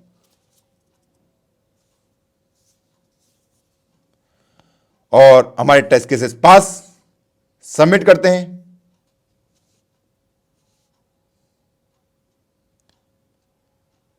और इस तरीके से हमने इस कोड को भी आराम से सॉल्व कर दिया है। आई होप आपको पूरा कोड समझ आ गया होगा और चमक गया होगा। बढ़ते हैं वीडियो की ओर वापस। आई होप आपको आज की वीडियो में काफी कुछ सीखने को मिला होगा, काफी नई नई लर्निंग आई होंगी। तो जो भी आपने सीखा है प्लीज उसको कमेंट डाउन कर दो। मिलता हूं आपको किसी नई वीडियो में, तब तक के लिए जय हिंद, जय भारत।